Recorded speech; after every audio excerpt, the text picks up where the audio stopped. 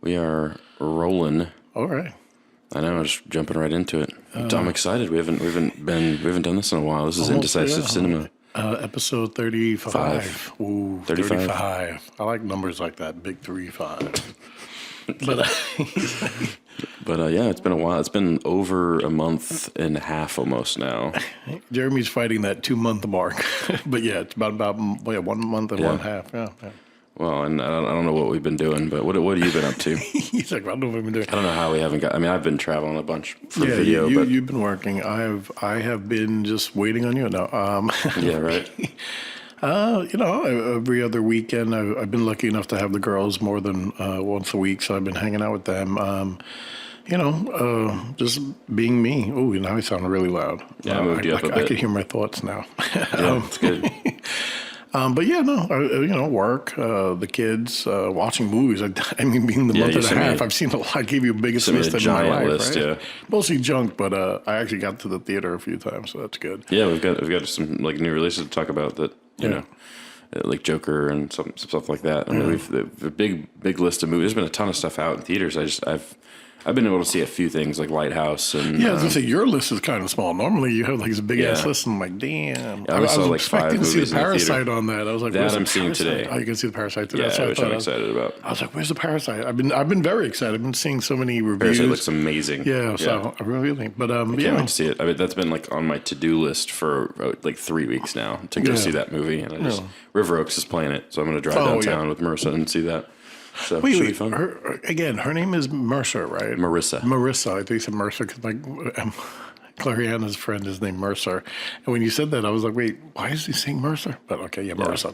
I just don't know how to talk correctly. Yeah, we're both. It's early. It is early. It's 8:06 a.m. in Texas. I'm running on like 4 or 5 hours of sleep. So. Did you work last night? Yes, I did. Yeah, worked till it was a good way. It was kind of one of those weddings that's kind of by the numbers. It was good, and like everybody was very friendly, and everybody had a good time. It was just kind of like one of those that I don't even remember their names, And that was yesterday. Get in and get out. Yeah. So, but ultimately, it's what I do, which is part of it. Not every wedding is going to be like extraordinary and memorable. It's just sometimes they're just kind of like, it's like another day at the work. I've been seeing the clips, and they're very good. We have released a ton of teasers. Yeah, we've been very busy. Yeah, and we had 7 weddings in October. Yeah, shit. For Uptime, and then I shot another 2, I think, for other companies. And I think like that last weekend of September, I was in like San Antonio, then Port Arthur, which is like a 6-hour drive almost. Yeah, and, I know. It was just a miserable weekend. And then I shot 3 the following weekend, first weekend of October, 3 the second weekend of October. And then I was in Dallas the next weekend, San Antonio the following weekend, and then San Antonio and Dallas last weekend. And then this weekend I only had 1, thankfully, in Houston. So Marissa thankfully came along on some of them and helped me drive, because that San Antonio to Dallas, there was I would have had 3 hours to sleep total had I done that myself. But yeah, it's just cool. That you guys are together when you go to work. Yeah, she didn't come to the weddings with me. But she drove you. Yeah, her friends are in those cities, so she.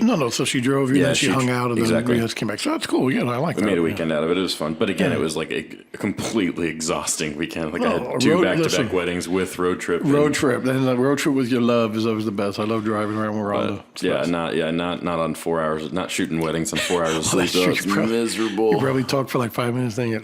Oh yeah. We had plenty of time though. It was fun, but yeah, that was. I'm done traveling for a bit. Like, what do you have lined up for like Thanksgiving and holiday? John's coming to town. Oh, is he? For a bit, so we might see John for a little bit. He's obviously, I don't know, he's going to be hanging out with family and stuff too. I understand, but I'm just saying when? That weekend, the Thanksgiving weekend. Oh, okay, cool, because I'm off. John, if you're listening. I'm sure he's not listening to this, but... I'm sure he don't listen to this show. But yeah, John's coming. I don't know what I have. I don't have as many, we have 5, I think, this month. So which is a lot for our company, but it's only, for me, it's I think I only have 5 on the books for this month. So I've got 2 this upcoming weekend, and then I think 1 more sometime in the month. So should be. I mean, it's nice to have a little bit of a break after October. So no, of course. Yeah. But yeah. That's going well. I am trying to think what else. What else has happened? I've been listening to a lot of Radiohead. Radiohead. I'm diving into Hail to the Thief right now, which is just incredible. But yeah, I got tickets for Louis. Louis was coming to town. He was coming to town back in like right when the Astros got in the World Series. Yeah. And I got tickets for $35 for the Improv to see Louis C.K., which is like incredible. I mean, you know, I get why people don't like him now and whatnot, and I don't approve of what he did, but at the same time, you're talking about one of the greatest comedians of all time. Yeah, listen, I love that show. That show's one of the greatest shows. In a 200-seater room where we would be 20 feet from him, like that's like you couldn't ask for a better experience, like in terms of just like the venue for that. So I mean, and so they pushed the show to February, but I've got front room tickets now because they refunded the when they moved because of stupid Astros went to the World Series. Hey, I'm just upset because the Yankees, they played the Yankees and the Yankees fucking lost. I forget you're from New York. Yeah. Yes, I know. So We're both not from here, so we can both complain about it. Was weird at my job. I was so tired of that. Like, I'm so glad. Well, I mean, I'm glad they lost just purely from like a kind of joking, I got you. rivalry spirit because the Astros used to be in the Cubs division, so I've gotten shit for 20 years that I've lived here from Astros fans. Like when they would sweep us, we'd get brooms on our front porch and stuff. Like it's just always been like that. And so I was very pleased that they lost. But anyway, fuck the Astros. Serious, right? I'm so glad that's over. But yeah, but anyway, so he rescheduled the show to February. But when he did that, they reopened the tickets availability, and so we got front room seats for $45, which is just like $10 more. I can sit in the front row for Louis C.K. for $45. That's rocking. And if you videotapes that show, you'd be on there. I'd be like, hey, that's Jeremy. No, I won't do that. That'd be nice though if I could convince him to film a little special. If he's doing this comeback special and they're filming it for him, I'm saying you'll be on the camera. That'd be fun. That'd be great. But I don't think he's going to film his special at the Houston Improv. Yeah. But, and then I don't know. Criterion had a sale. Did you pick anything up? 50% off. Yeah. They're doing that more regularly. Yeah, they do that like every month. So they know that that's the only way they can sell Blu-rays. Nobody's buying those things. I haven't bought a full price Criterion set since since we go to Goodwill. I ain't no shame in my game. And let me tell you something. People are getting rid of Blu-rays like I guess because of streaming now. Everyone just gets streaming. I'm gonna get rid of my Blu-rays. And at the Goodwill, it's like I pick up so much good stuff. So I'm like, I don't even buy movies anymore because I just get them at Goodwill for like a couple of bucks. Well, that's awesome. Yeah, I need to hit up some Goodwills apparently. Should. But yeah, I got a Blue Velvet, which is an awesome set from Criterion. Yeah, for Criterion, yeah. Silence of the Lambs, which is another just the artwork and just the over and the extras are great. I haven't been able to watch them yet, but and then Twin Peaks: Fire Walk with Me, which I'm excited about. Another great film. Yeah, so I mean that's a good little haul from. Yeah, good. And I got a bunch of Radiohead albums at Barnes and Noble when we were there, so. I've completed my Radiohead collection. Well, good, good. But yeah, that's that's kind of what life has been for. Good for you, yeah. You say 2 months. I think it's been a month. It's been a month and a half. It's been a month and a half. Yeah, I guess it's the 21st, September 21st, and today is November 10th. Yeah, that's true. It's a month and a half. Damn, Jesus, time flies. Yeah, man. We got a little bit of. It's not really news. It's more like it was news at the time, which is the two things. Carlos doesn't know what these things are yet because I never tell him before we talk about them. I love the surprise. But the first one and the biggest thing that I wanted to talk about is Martin Scorsese saying that Marvel movies aren't cinema. Which is interesting. And the timing of this was important, obviously, because he's an executive producer, I think, on Joker. Yeah. And we'll get to Joker in more detail in a little bit. But, and so, like, obviously, the Joker's a different style film than what you traditionally see. And like I said, we'll unpack that later. I think the word film sums up Joker, whereas the Marvel movies are something. So, and I will say that different, movies. They're apples and oranges. I think. Yeah. I think it's insane to say that the Marvel movies aren't cinema. I get what he's going for in terms of like they're not moving character studies, but it doesn't mean it's not film. It doesn't mean I love Martin Scorsese, as you know. Yeah, he's one of the greatest filmmakers of all time. Yeah. But what a stupid thing to say. Like it's like saying it's kind of like when Spielberg said that like Netflix movies shouldn't be nominated for Academy Awards, and it's like I don't care if it plays in the theaters; it's still a movie, right? Exactly. Remember, with Netflix movies, it's not their fault. It's like if it's not the filmmaker's fault. It's the studios who says, "Yeah, that movie's not good enough for me." Look at Martin Scorsese's The Irishman. The Irishman is now on Netflix. A perfect example. Like they're gonna play it in theaters so that it can get an Oscar run. But like it doesn't make it any less of a movie. Less of a movie. I agree. With you. And obviously, I'm all for the theatrical experience. That's exactly what I want. Like I want every movie to play in the theaters. Like The Irishman. I hope it comes to Houston. I think it is for a limited run, like a week or two. Yeah, I saw that. There's the chances of me seeing it are pretty slim, to be honest. But just in the theater at least. Yeah. But so I hate even Dolomite Is My Name, which came out this. I haven't seen it yet, but that's one I would love to see in the theater. I love going to the movies, and I want more movies in the theater. And I hate that Netflix. I understand why they're doing it from a business perspective, but I hate that Netflix is kind of pushing things to and pushing people to get on their platform, which is understandable. But at the same time, it's like that's what's going to kill movies ultimately.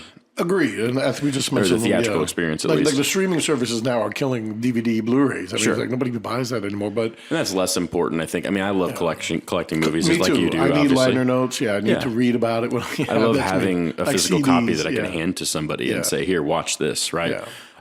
But at the same time, the theatrical experience is so different from the home experience, though, and a lot of theaters are getting a lot better about making sure that when people are talking and stuff like that, that there's some kind of protocol for.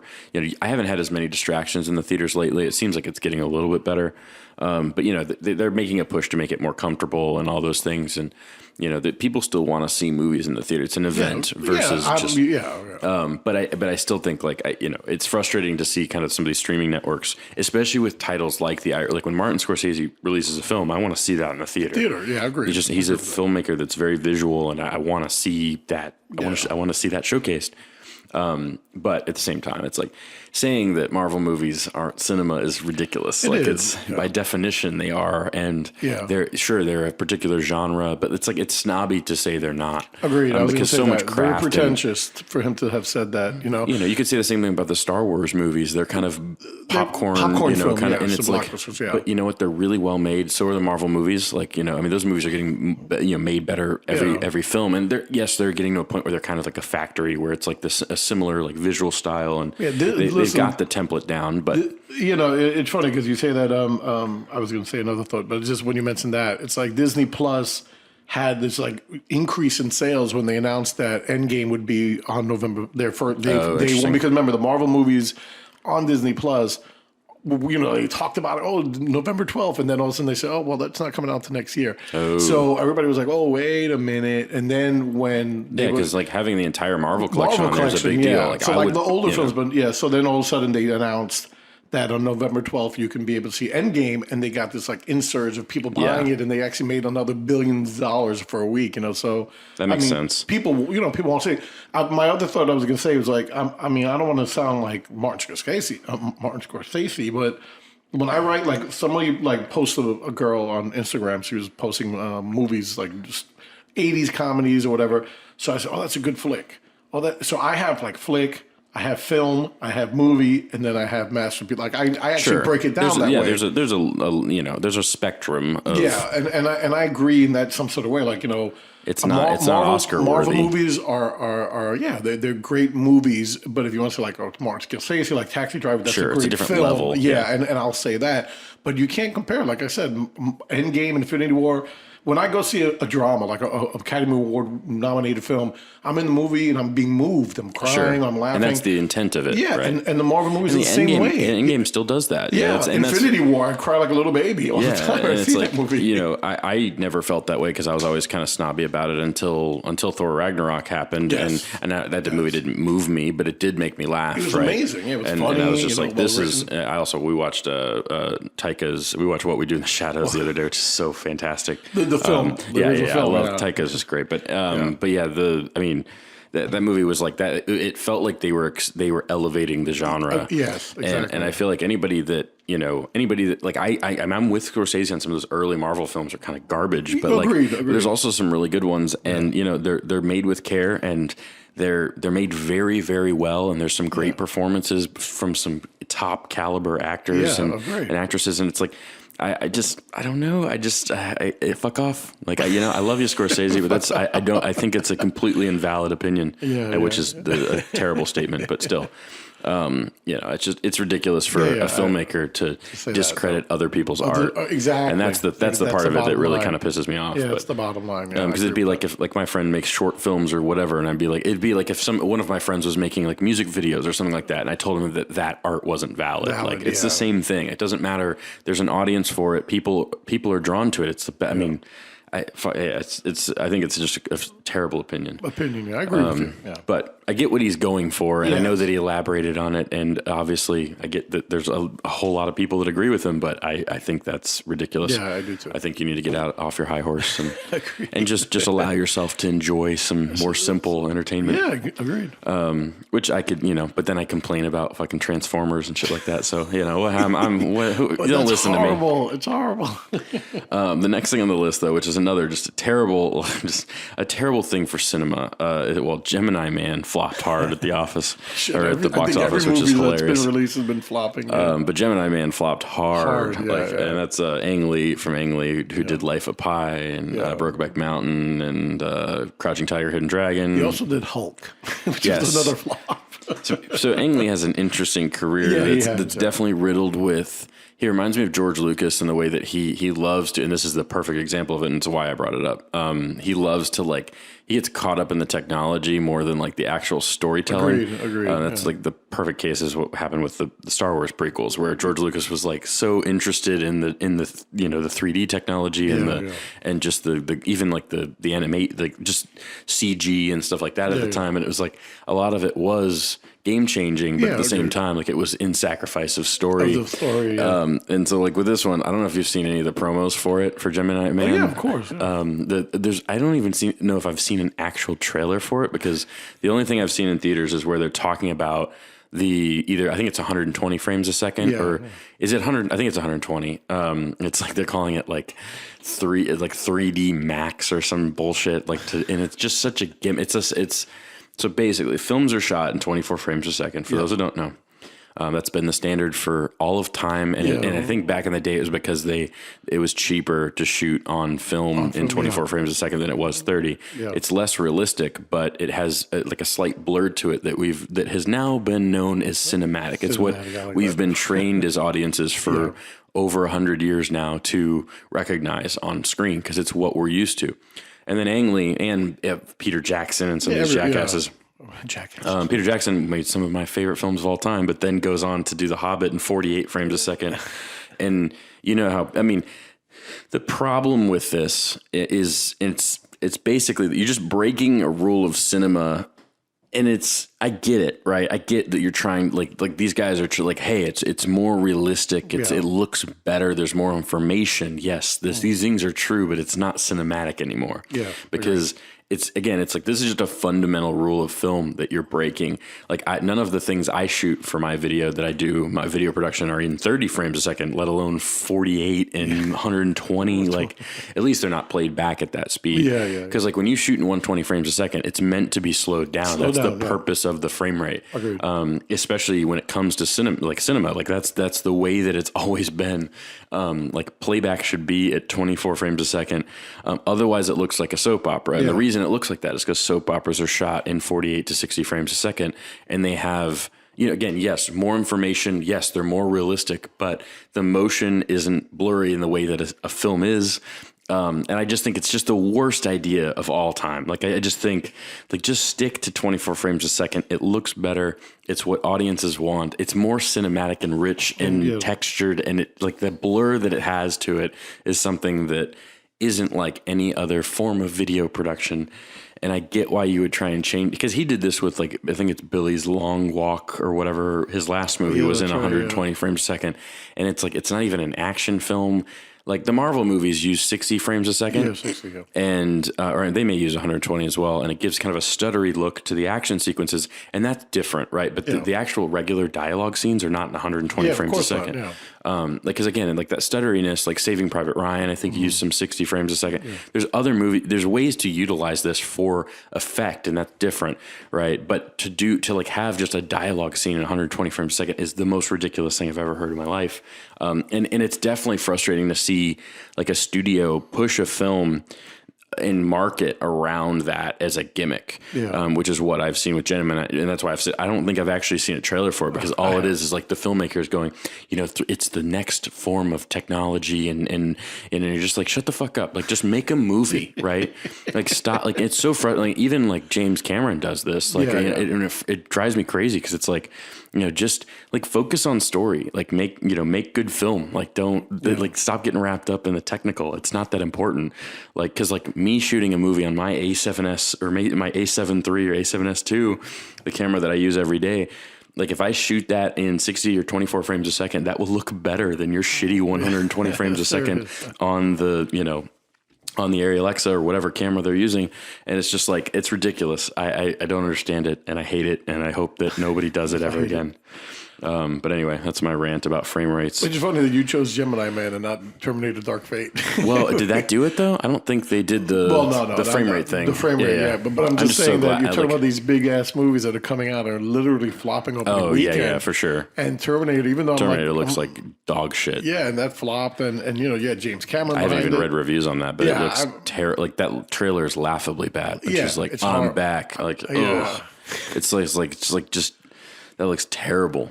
But it's funny because this rounds back to what we're saying about film. I mean, they're throwing billions of dollars behind these big movies, and I don't know why James Cameron, wasn't involved more than just saying, "Oh yeah, I'm involved." But I mean, that movie was a bomb, and it's like it's like this is where the industry is going to be saying, you know what, let's just get back to basics. Like maybe that'll happen, like almost like in '94 with the renaissance of independent film. I mean, just give a couple of $100. Well, use like the A24 model, which is just like, I mean, we've got like 2 A24 films on the list, right? Yeah. Was Ad Astra A24? I don't think so. No, Lighthouse is though, for sure. Is, First Love actually might be too, but I'm not sure. Lighthouse definitely is, but it's like I would rather see studios go and spend $150 million. So you have $150 million. Go make 15 movies with 10 different filmmakers, or 15 different filmmakers, rather than one big giant one that flops. Especially in the case of Ang Lee and Gemini. Like, this is just ridiculous. Like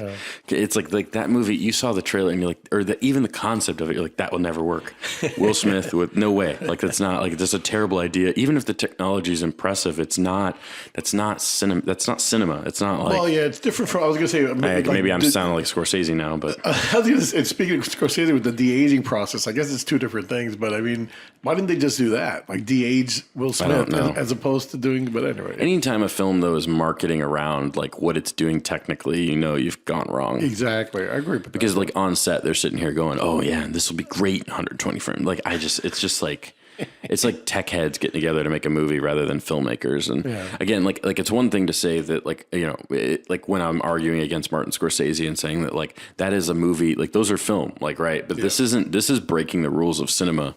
And so it's like, therefore it's like, this is something shot in 60 frames or 120 frames a second is like a soap opera. So why should I treat it like a movie? Like a film. So it's like that. It's just frustrating. Yeah, but, I got you. I can't, I don't have the money to make those decisions or tell them what to do. And they don't really give a fuck. They don't give a shit. How's it? Yeah. I mean, I'm sure they give a fuck when their movie bombs as hard as Gemini Man did. So, who's the winner now? I was rooting against this movie, and I'm so glad that it tanked.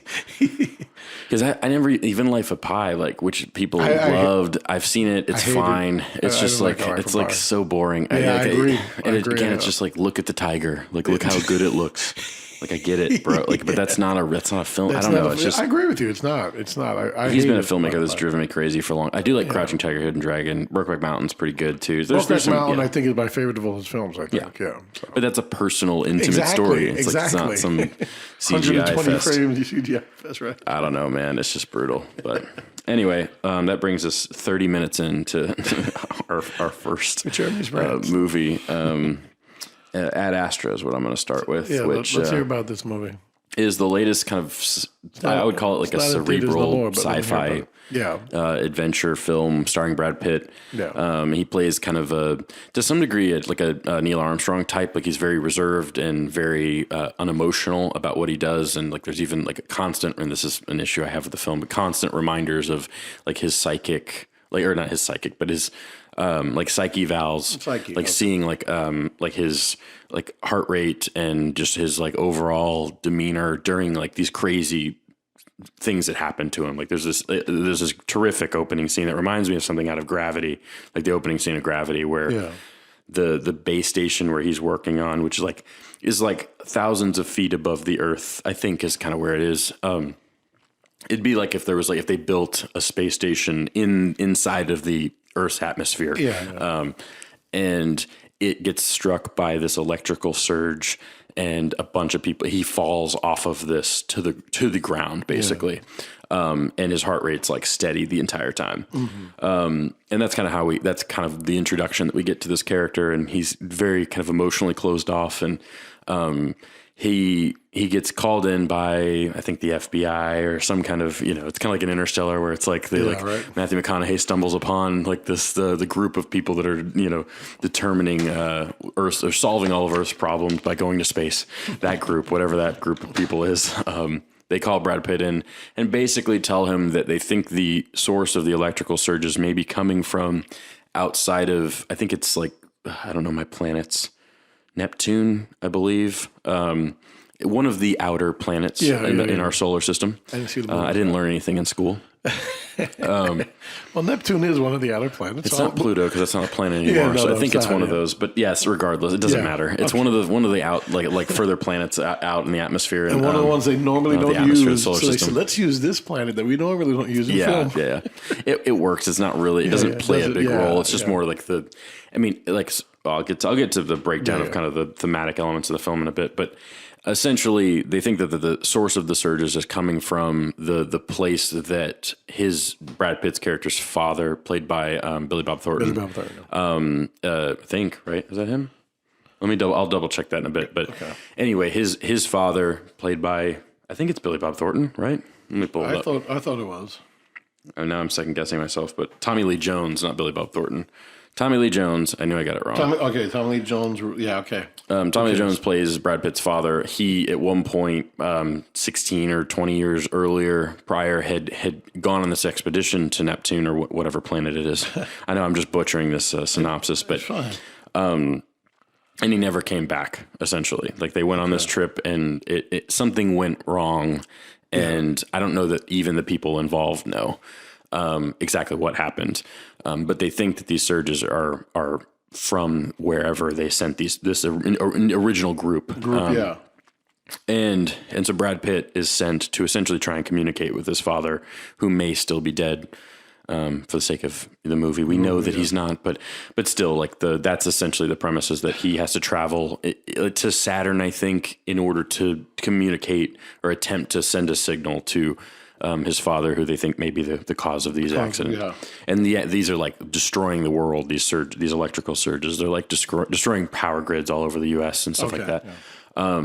So what's interesting about it, right? Like, and what I like about it, and what I think it's paying, like this movie, it falls in the territory of something like Sunshine, or like I'm trying to think of what else. Like, I mean, even like 2001, or like most recently High Life would be a good example of something that's a very cerebral sci-fi that kind of is about, like wandering into the depths of space and kind of confronting yourself as a person. And in this case, it's a character who's very emotionally closed off, and it's as he gets closer to his father, he's having to deal with this person he's essentially blocked out of his life emotionally for at least almost 20 years.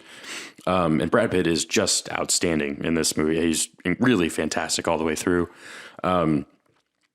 It's a bit self-important at times because of like just it's very brooding, and that's what works about it tonally, I think. Like in the way that cerebral sci-fi is brooding and kind of dark, and that's something I enjoy. Like Sunshine is a terrific film for that exact reason. And like I said, Brad Pitt's amazing, and the challenge though is it's structurally there's some weird narration, and tonally there's some, and I don't know, I can't speak to exactly what happened behind the scenes during the making of this movie, but it comes across as though either the narration or some of the structural elements were added in like later in the or at least like weren't in a part of the original script, because there feels there's a lot of explaining that kind of feels like an afterthought, at least in terms of like the production. But I don't know for sure, so I can't really like say that confidently. But like I don't know, there's like some strange like action set pieces that are really impressive, but don't really tonally fit with anything that's happening. It almost feels like the studio is trying to make it more of an Interstellar, and it's just not that, you know. Yeah. And it doesn't need to be. It didn't need to be that. That's just what it's like. So odd at times because I don't know. Like there's this terrific action set piece on the moon, which is so cool, but it has not. It doesn't really inform the story or the world even in a way that it's just kind of like, why is this here? And then again, like the narration is just like a constant reminder of like where he's at emotionally. And you're like, the performance is good enough. We don't need that. So there's some elements that are like a little too obvious that feel kind of like they were kind of catering this to a more broad audience. But it's a rated R kind of cerebral sci-fi film. So it's like, I don't know why you needed to do that. And so I don't know if that's the filmmaker or if that's rated R for what reason? Like, I didn't see anything language rated. and violence. Oh, just language. But then there's this comically terrible like horror scene. And there's some really odd. No, it is PG-13. I'm sorry. I was going to say it was rated R for that. James Gray directed this. He did The Lost City of Z, which I really love. I don't love, but I really like that movie. Like that one, and The Immigrant and some other things. He's a very visually interesting filmmaker on a technical level. Like and this is shot by Hoytema, who did Interstellar and most of Nolan's most recent films, like Dunkirk. I believe. I'm going to pull his. This dude is incredible. Like, and this is the reason to go see this movie, I think, is because of the cinematography. I mean, it's on another level of just in terms of, and obviously, like you've seen Interstellar. That's a film that's just like the texture of it. And the visual style is so impressive that like we were sitting watching Ad Astra and I wasn't really that into it for most of it, but there's shots where it's just like, whoa, like that's a painting. In a similar way to like I would compare it to like 2001 in terms of like the visual style is so overwhelmingly impressive at times that it's worth seeing on the big screen for that reason, even though I don't think you even can anymore because it's not playing anywhere really. That movie's gone, But he shot like Her, Let the Right One In, Interstellar, Dunkirk. Like this guy is he's just operating on another level. And again, there's moments in this that are just breathtaking for that reason. Tinker Tailor Soldier Spy, The Fighter, like Spectre, which is a great looking movie, not a great movie, but still like. Yeah, you like Spectre. It's just so there's like on a technical level, this is really interesting and there's a lot of interesting ideas. And again, like oftentimes it's cerebral sci-fi at its best, like it's thought provoking and it's brooding. And again, the concept of like somebody facing this thing that they've been closeted from emotionally for their entire life or for most of their adult life is interesting. And the way that plays out in his relationship, which is a little underdeveloped and is still interesting. Yeah. But the tonal clashes and the odd narration that's a little obvious and it just feels like the movie's kind of explaining what it is rather than just showing us at times. And that's a big problem for me, especially when the visual is so overwhelmingly impressive and the performance is so fantastic. It's just kind of like, it's just kind of forgettable in the end.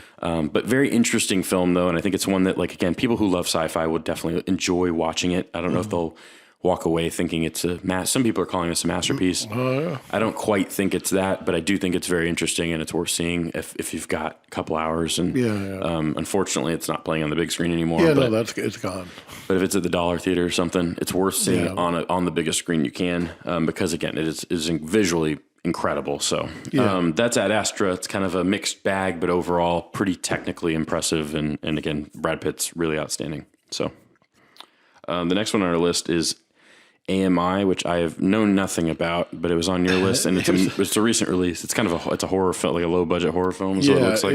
It was, and I'm going to tell you right now, I saw this movie back, I think that week that we were supposed to meet up, and I barely remember this movie. It's like something about artificial intelligence person and after this girl. So I think it's funny that I put it on the list and you put it there because I was like, we can nix it. We don't have to talk about it. We're not going to talk about it because I'll be honest. This is going to put some more pressure on me because I got to talk about it for a little bit longer. What's next? First Love.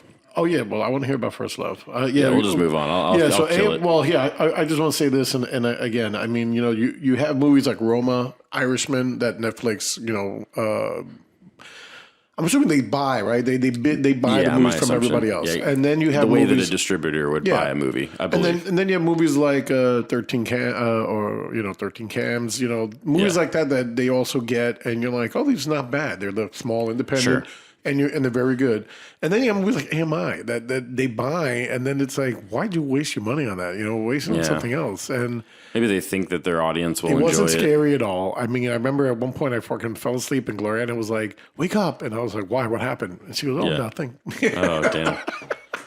I mean, well, I will say though, with horror, especially on like HBO or any kind of a streaming platform or like premium cable channel or anything like that, horror has always been a mixed bag on these platforms, and it's because they know that their audience enjoys watching shitty horror films. And they know that there's an audience even for the shittiest horror films. So I understand why it's on there, but that being said, yes, you're right. Like, why would you go and buy that movie? Yeah, exactly. I don't know. But they just announced that Netflix is going to spend like $15 billion on content or something. What? It's crazy that like if you told me 5 years ago that that's the way the digital economy of like art would move like that direction, like I would have told you you're full of shit. Like these companies are just bidding for content to put on their platforms.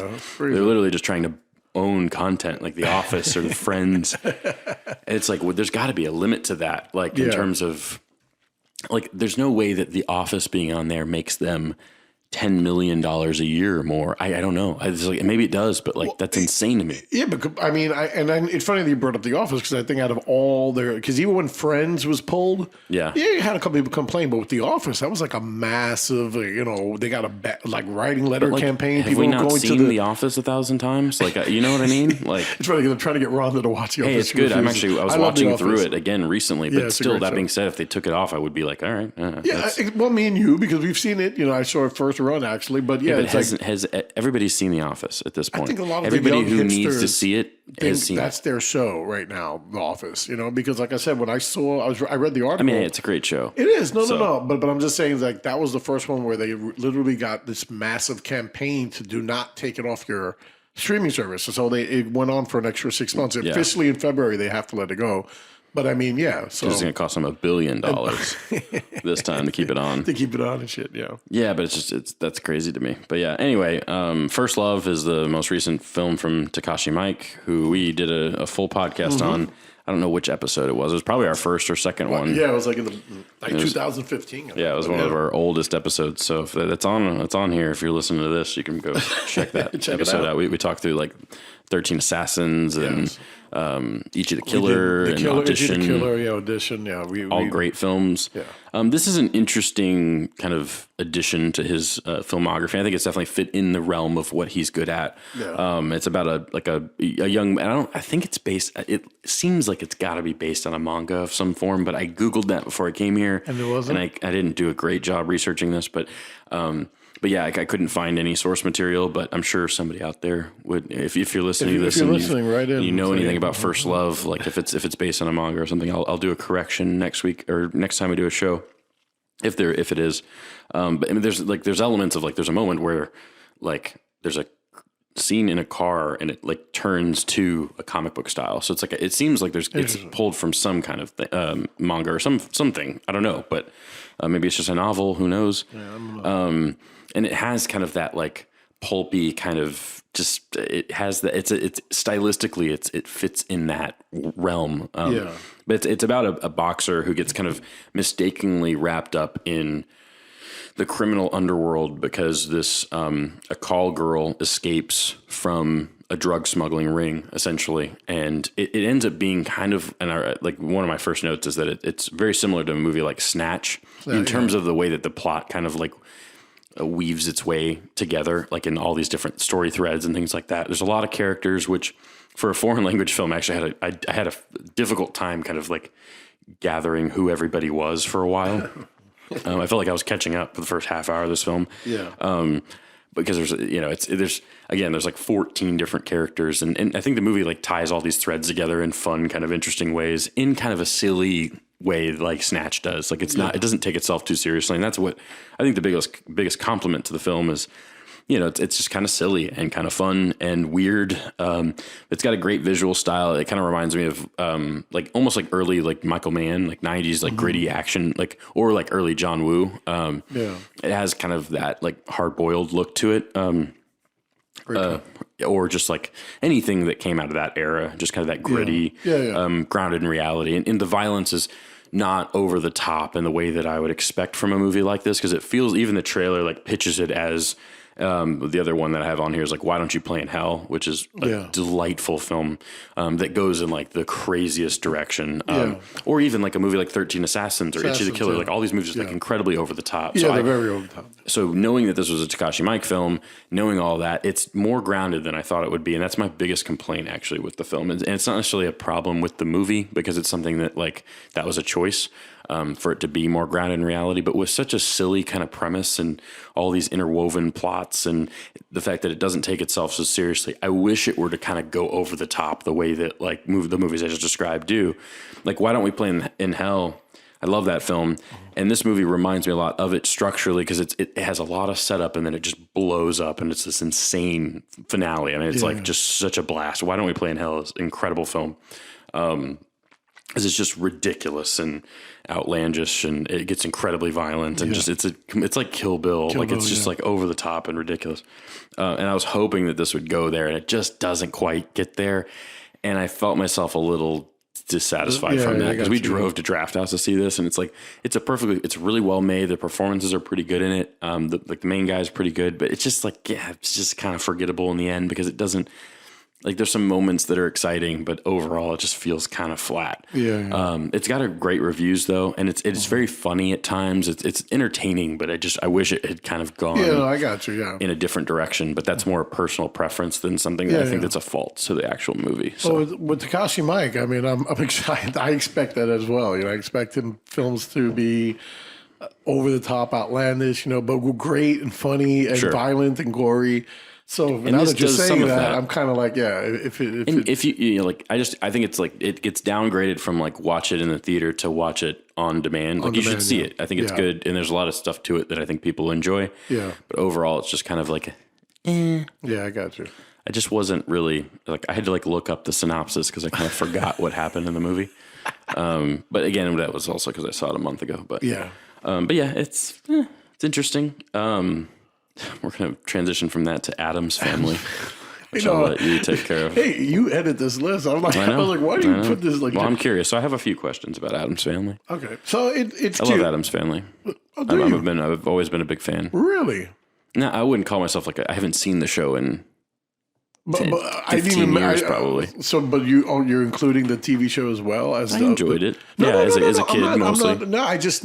I've known Jeremy for almost 10 years, and I never knew that about you. But it's not like something that I would I love Power Rangers as a kid, right? Well, that I expect you to say. I didn't expect you to say that. But I couldn't tell you the synopsis of a single Power Rangers episode, right? Same thing with Addams Family, right? It's just kind of like one of those things I liked as a kid that I've always kind of like I like those characters, right? But at the same time, like I think I've seen the film once. I think like maybe the Barry Sonnenfeld ones. There's a live action. Film. There's two. There's two. Okay, gotcha. I don't know which one I've seen. There's Addams Family and the Addams Family Values. I don't know a lot about Addams Family. I'm gonna be very clear about that. But I do like what I've seen. I'm not mocking him at all. I just that I mean I've known Jeremy a long time. I've never for him to say, "Oh, I dig Addams Family." I'm like, "Well, really?" I wanted to see this. I was actually one because we were. The challenge I have is like I have a lot of friends that like to see movies, thankfully, and the challenge is sometimes like if we plan something, it like throws off everything. Like I got in trouble for seeing Joker 3 days before we were all supposed to go see it because my brother was like, "Hey, I want to go see Joker," and I was like, "All right, let's go see Joker." And I knew that I would see that movie more than once. Of course, I mean, you know this about me, right? But Marissa was very upset. I was just like, I was like, I'm sorry. Rhonda would have killed me if I did that. I was like, she's 100% right. I just was like, still upset? Like my brother, she brings that up occasionally, but. But my like my brother doesn't have a lot of people to go see movies with, so I was also like, and again, I'm gonna see it. I knew going in I was gonna see it again that Thursday. It wasn't like I was gonna not go, but again, I understand like experiencing it from the first time. I get it. Why did you call her and say, "Marissa, I'm going with Jules"? I'm an idiot. That's why. I love it. Self-inflicted. But still, though, like so, like the challenge I have though is there's a lot of movies that like I would go like Addams Family would be kind of a fun one that I could go see without anybody because nobody really wanted to see it. I was like, well, Marissa? I mean, it would be fun with her for sure, but it was just more like she also works too. So there's a lot of like my capacity for movie watching is a lot higher than normal people, especially in the theater. Like I enjoy going to the movies, regardless of whether or not it's some masterpiece. Like like Addams Family. Like I get an itch to go to the movie. Like today, like I'm like I need like I will see a movie today. There's no way I like. So, you know, it is what it is. Okay, so Addams Family, it's cute.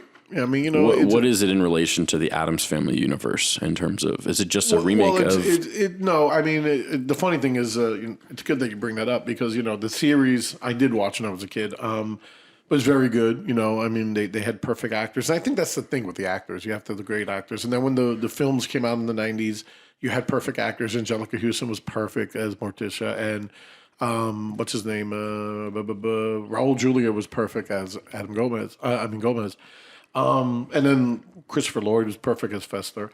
So you have that, and I mean, the funny thing that you say that this was based on the cartoon strip or comic strip that came out back in the late 50s, early 60s. So that would be the closest relation to that the animation is based on the actual cartoons that the show and the movies were based on. What's her name from Charlize Theron, Chloe Grace Moretz. Those are what's her name? The girl from the movie we both like with the teenager. What's the name of that one? Allison Janney. I don't know who you're talking about. Oh my god, the movie we both like with the teenager. What does that mean? Maybe not 18. What's the name of this friggin' movie? Eighth Grade. Eighth Grade. Okay. Yes. The lead actress in Eighth Grade plays the character in the film. Elsa Fisher. Elsa Fisher. Yeah, I was going to say Ellie Fisher, and I was like, that's why I'm trying to look it up. Yeah, Elsie Fisher. She's great. So she's great. And Chloe Grace Parker. Chloe Grace Moretz is great in it. Everyone's really good in it. Yeah, Martin Short, Snoop Dogg, Nick Kroll. So you have a great cast, you know, and it's good. But these are movies that I don't think will, like, they come in theaters quick, you know, they make a lot of money quickly, and then they leave. It's not going to be forever. It's like a B-grade animation. Yeah. I mean, the animation was not bad. I mean, it's I just meant in terms of like what you're describing. Like you have like your Pixar stuff that is going to run for like Toy Story 4, right? And just stuff like that. Yeah. But it's going to run for 3 months in theaters. Exactly. Like Toy Story 4 did last the whole summer and a little bit in the fall. But like this movie, if it's still in theaters, I'm going to be surprised. Like it came out, like 3 weeks ago or whatever. Yeah. And I mean, it's cute and it's fun. And you know, it's funny because I was watching Watch Mojo and Chloe Grace Moretz and Elsie Fisher were talking about the film. And they were so cute together. But it was like Chloe Grace. In real quick rundown of her person. She was like really big in Hollywood when she was a girl. And then she got this phase where she didn't want to have nothing to do with cinema. And she backed out. She backed out of the Little Mermaid live action film. And then she came back doing a lot of like independent. Yeah. But even that didn't do anything for her. You know, I thought she was going to get Academy Awards or whatever. And then cut to now she's back into the Hollywood game. And so it was funny because even though she's cute as Wednesday, it's like seeing her talk about the movie was better. But she was trying so hard to be like hip, like with Elsie Fisher. Because Elsie Fisher's like in real life, she's about 17, 18. And Chloe Grace is probably in her late 20s. But it was cute. And what's his name again? Oh my God. Oscar Isaac. Oscar Isaac. He did good, you know, as Gomez, you know. It's like serviceable. Yeah, I mean, it's a cute film, but like I said, is it going to be memorable? No. Will there be a sequel? Maybe. Maybe. If it made enough money. Exactly. And then if it does come out, like no one will see that either. But it's like the Snowman or whatever the fuck. What's the animation? The recent one that just came out. Frozen. Not Frozen. That'll kill. That's gonna play. That's gonna play Madison Square Garden. I'm not worried about that. Snowman. What's the one with the snowman? It's the Abominable or Abominable. Abominable. Yeah, that came and went too. Yeah. It's like that seems like one of those kinds of movies. I don't know if that may have done well. But the guys who did Big Hero 6 did the animation for that, which is really impressive. Interesting. Okay. But that movie also came and went too. Right? Yeah. I mean, JC wanted to see it. It just seems like that kind of movie. That may have been good. I don't know. But yeah, I mean, occasionally those are hits, but then you also have Trolls 2, you know, stuff like that. Like, not Troll 2, Trolls 2. Trolls as well. Trolls 2, yeah. But I was curious to see if it was worth seeing or not. Yeah. I mean, like you said, go see, go $2 theater, go check it out. Yeah, and I could see it like just a lazy day. Yeah, a lazy day, yeah. Do that. Then we got these heavy hitters. We've got a good lineup of movies. I hate to that. talk I keep about. leading into these other films. I'm like, meh. The Lighthouse is the next one on our list, which is I have not seen it, but I'm dying to see it. I rewatched The Witch, and not in preparation. We actually watched it after this because Mercer hadn't seen The Witch, which is just great movie. Outstanding. And that was Robert Eggers' first feature film, yeah. which is just incredible to me. Like, I don't know how you make a movie that good the first time. Like, it's incredible. He did like a folk series, like a mini or like a short film based on like folklore before then. Mm-hmm. Some like fable thing that he did. I saw that. But still, like for a debut feature, like The Witch is one of the great horror films of the century. I think it's that good. So I was excited for The Lighthouse, obviously. Yeah. And I think it delivers. So anyway, it's a film about two men, one played by Willem Dafoe, one Robert Pattinson, that are tasked with manning essentially a remote lighthouse that's off the coast of somewhere. I think it's like in New England somewhere, but I'm not 100% sure. He's British in the film and in real life. But I think it's like the Northeast, like up by like the actual state of New York, somewhere in there, or Maine. Where most lighthouses are. Okay, gotcha. Well, Maine then. No. Yeah, I'm just saying. But yeah, it's funny because I thought this film took place. I thought it took place in Europe because of everyone's accent. It could, right? Yeah. And the thing about this movie though is it could take place anywhere. Okay, it's very like there's they arrive on a kind of a ferry or some kind of boat that brings them to the island, and then it like disappears into the mist as if it never existed, right? Yeah. That's how the film opens. And it sets the tone very intentionally from the beginning, which is that like there's this underlying sense that this is its own little world in a way that's very isolated, and that plays a big role in the film. And essentially, it's a movie about two men going mad in a lighthouse, right? Which there's actually I screenshotted a tweet from it was just Robert Eggers talking about the film about the lighthouse. He said, "Nothing good happens when two men are trapped in a giant phallus." I like that. Which should be the pull quote for the film, or should be just like that's the synopsis. And essentially, it's actually based. And I heard this after I saw the film, which is it's based about a story that Robert Eggers had been told or heard of two men, or read somewhere about two men that did essentially the same thing. That they were like stationed at a lighthouse or some kind of remote location to do work for an extended period of time, and one of them died in a freak accident. And the other guy, because he was like, nobody will believe me that I didn't murder this guy, he like chained the body. He put the body in a coffin and chained it to the one of the physical structures on the property that they were on. And some storm came through and destroyed the coffin, but the body was still chained to this thing and was like slamming against the walls of the structure that this man was in. Apparently he was never the same again, which is a really interesting story. And it definitely informs every aspect of this movie in a way that's really interesting. But yeah, it's essentially, I mean, so Willem Dafoe is kind of like, he's been here before. He's done this before. There's some talk that like the previous person that had helped him in this in a similar fashion to what Robert Pattinson's doing had gone crazy and tried to. There's like some weird backstory to what had happened before with the person that Robert Pattinson's replacing, in a similar way to like The Shining to some degree. Yeah. There's like this eerie backstory to everything, and we don't know. And what's interesting about the film is I don't know that it ever gives you an answer as to whether or not any of that's true. True, yeah. And in fact, it goes even further to a point where there's question of whether or not like any of this is happening or Robert Pattinson's even a reliable narrator. And that makes this very interesting. And I don't think that's a spoiler even, because it's really just a movie about two men going mad in a lighthouse. And you could take it literally, or you could take, because there's a lot of like Greek mythology, like parallels, like something like the Iliad or, there's a lot of like there's sirens in the film, which are very, very terrifying and very creepy. I don't know if any of that's in the trailer or not, but there's like a lot of interesting mythological the underlying thematic elements. Stuff is in there, and there's a scene with you say siren. It looked like a mermaid, but it's in there as well. So that's in the trailer. Yeah. I know that.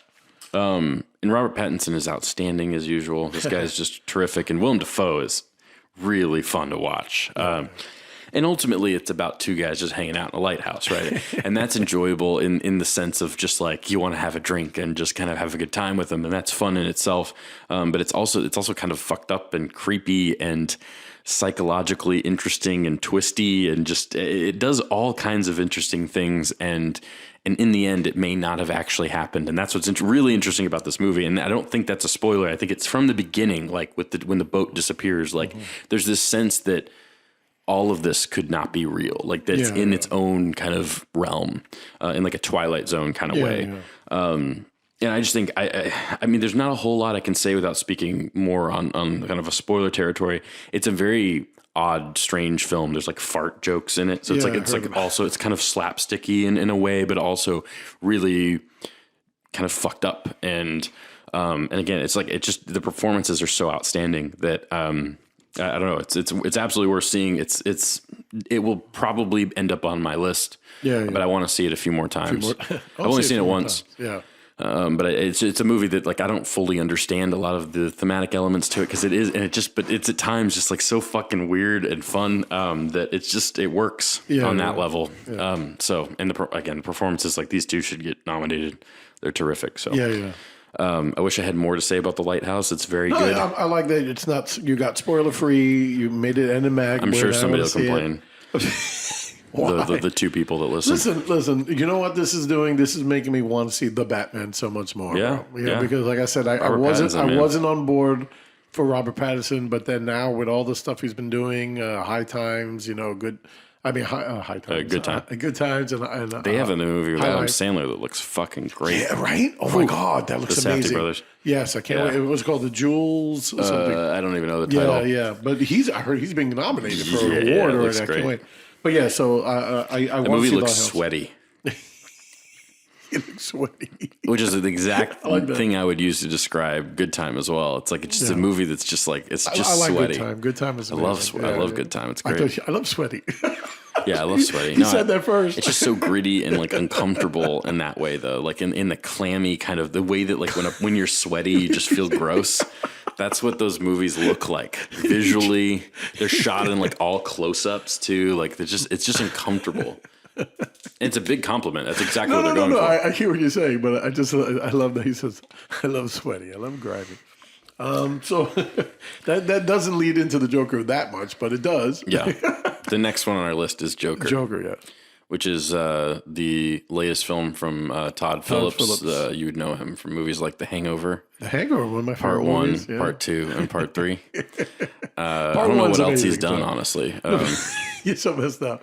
No, here, I'm going to go because his first film is a movie that to this day I still haven't found. I remember they had it on one streaming platform, and I didn't have that streaming platform. The film about hazing, it was a documentary, it was his first film. College hazing, and it actually changed the way, colleges do that stuff. But he also did Old School. Oh, he did Old School. Okay, I didn't know that. Yes, he did Road Trip, which I loved Road Trip, believe it or not. I loved Old School. He did Starsky and Hutch, which is not that great of a film, but I love Ben Stiller and Owen Wilson. Then he did School for Scoundrels, which was I didn't like. And then he did The Hangover, which brought him back. Yeah, but he also did Due Date, which was bad. Hangover Part 2 was okay. Hangover Part 3 was horrible. He's got a big... He did War Dogs. Didn't you say you liked War Dogs? I haven't seen War Dogs. It looks interesting, but not great. Yeah, that was the last movie he did, and that was the one with... it's got Miles Teller. Miles Teller, which that's why I thought you said you liked it, and Jonah Hill. It got great reviews, War Dogs. I remember, and I still want to see it, but it's not on... I got to find what platform it's on. And I could see that being the natural progression into this, though, because that's a very political film, I think. War Dogs, at least, looked like it was. I don't know if it's actually taking itself seriously or not. Yeah, it is a tongue-in-cheek type, but then we get the Joker, which is... you want me to start? You want to start? You go ahead and bring the synopsis. Bring in the synopsis. Yeah, I mean, being that we'll go into spoiler territory, but I'd like to share our general thoughts first before we move into spoiler territory. So general thoughts. I guess the synopsis is basically this was a movie for Warner Brothers for DC, but not within the DC universe or DCEU. Yeah, it doesn't DC seem like it's universe. going to be directly tied to anything. We don't know yet, but, at least. but again, made for comic book fans as well as, film lovers, because this is a great film. I love this film. Homages, obviously aside, I mean, I know a lot of people cry about the homages or the thievery, as people say. Oh yeah, it's Taxi Driver and it's King Taxi Comedy Driver and King meets- Comedy mixed together, but again with the Joker Yeah. and Batman or early Batman. And basically it's the story of Arthur Fleck, who, as you all know, if you read The Killing Joke or if you read Joker, Brian Azzarello's masterpiece, it's the early origin stories, which I know a lot of people say that the Joker shouldn't have an origin story. Even if I agreed that he should be mysterious and enigmatic. This was one of the greatest fucking origin stories for the Joker ever made, and I think it was amazing. I think Joaquin Phoenix, oh my God, if he doesn't win an Oscar, I'm going to punch someone in the fucking face. There's no doubt about that. There won't be a better performance this year. Oh my God, he's amazing in it. And then it's just, I love, and again, I mean, this is Gotham City, which we all know Gotham City is New York. It's funny because if I want to call it a New York film, it's actually the weirdest New York film that you're going to see that's not really New York, but it all takes place in the Bronx and Manhattan. Again, I'm saying because that's where they filmed it, but I mean, in Gotham, it just has that look to it. Yeah, and then which is very different from a movie like Dark Knight or something, which looks more like Chicago or with New York elements. They filmed those in Chicago and New York, so it's both. Because like the original Batman, Tim Burton based it on the Art Deco of the original Chicago more skylines than New York, and I thought that was interesting because everybody who here's Gotham thinks New York, but I think Chicago would be better to picture for Gotham. Just the way the city looks is more. It just in Dark Knight I think captures that pretty well. Like all the under, like the stuff in the tunnels and stuff. Yeah. So Chicago. So Arthur Fleck and how he becomes the Joker. And again, this is not called the Joker; it's called Joker. And you'll see. I mean, I guess later on you'll know why. But I mean, I thought it was good. It was like you get his origin. A man who wanted to so badly be a comedian. And unfortunately fails at it. And, the stuff that happens in his past with his mother, he lives with his mom who's sick. And you find out that she has, oh my God, what's the name of the... Dissociative yeah, she's like delusional. Disorder. She tells stories that aren't real. And which is very interesting. Yeah, and it's funny. We'll unpack some of that in a little bit. But I think there's... What I liked was that, as a standalone film, like as watching it, this is based on these DC characters. Sure, but it doesn't feel like it is until we meet or we hear the story. Until it needs to be to some degree. Yeah, like Thomas Wayne's name, which we all know is the father of Bruce Wayne of Batman, and his name's thrown around a lot. Which in the beginning I was like, oh, cool. But then when the big reveal happens in the middle of the film, and then you hear some type of weird. All right, we're getting spoiler territory now. I think from here on out, we both. I love this movie. I'm glad you said that. I think we both really like this. If you haven't seen it, you should go see it. Obviously, I think it's one of the better movies of the year. If not the best. I didn't see Lighthouse. Midsummer is the only one that's competing with it for me.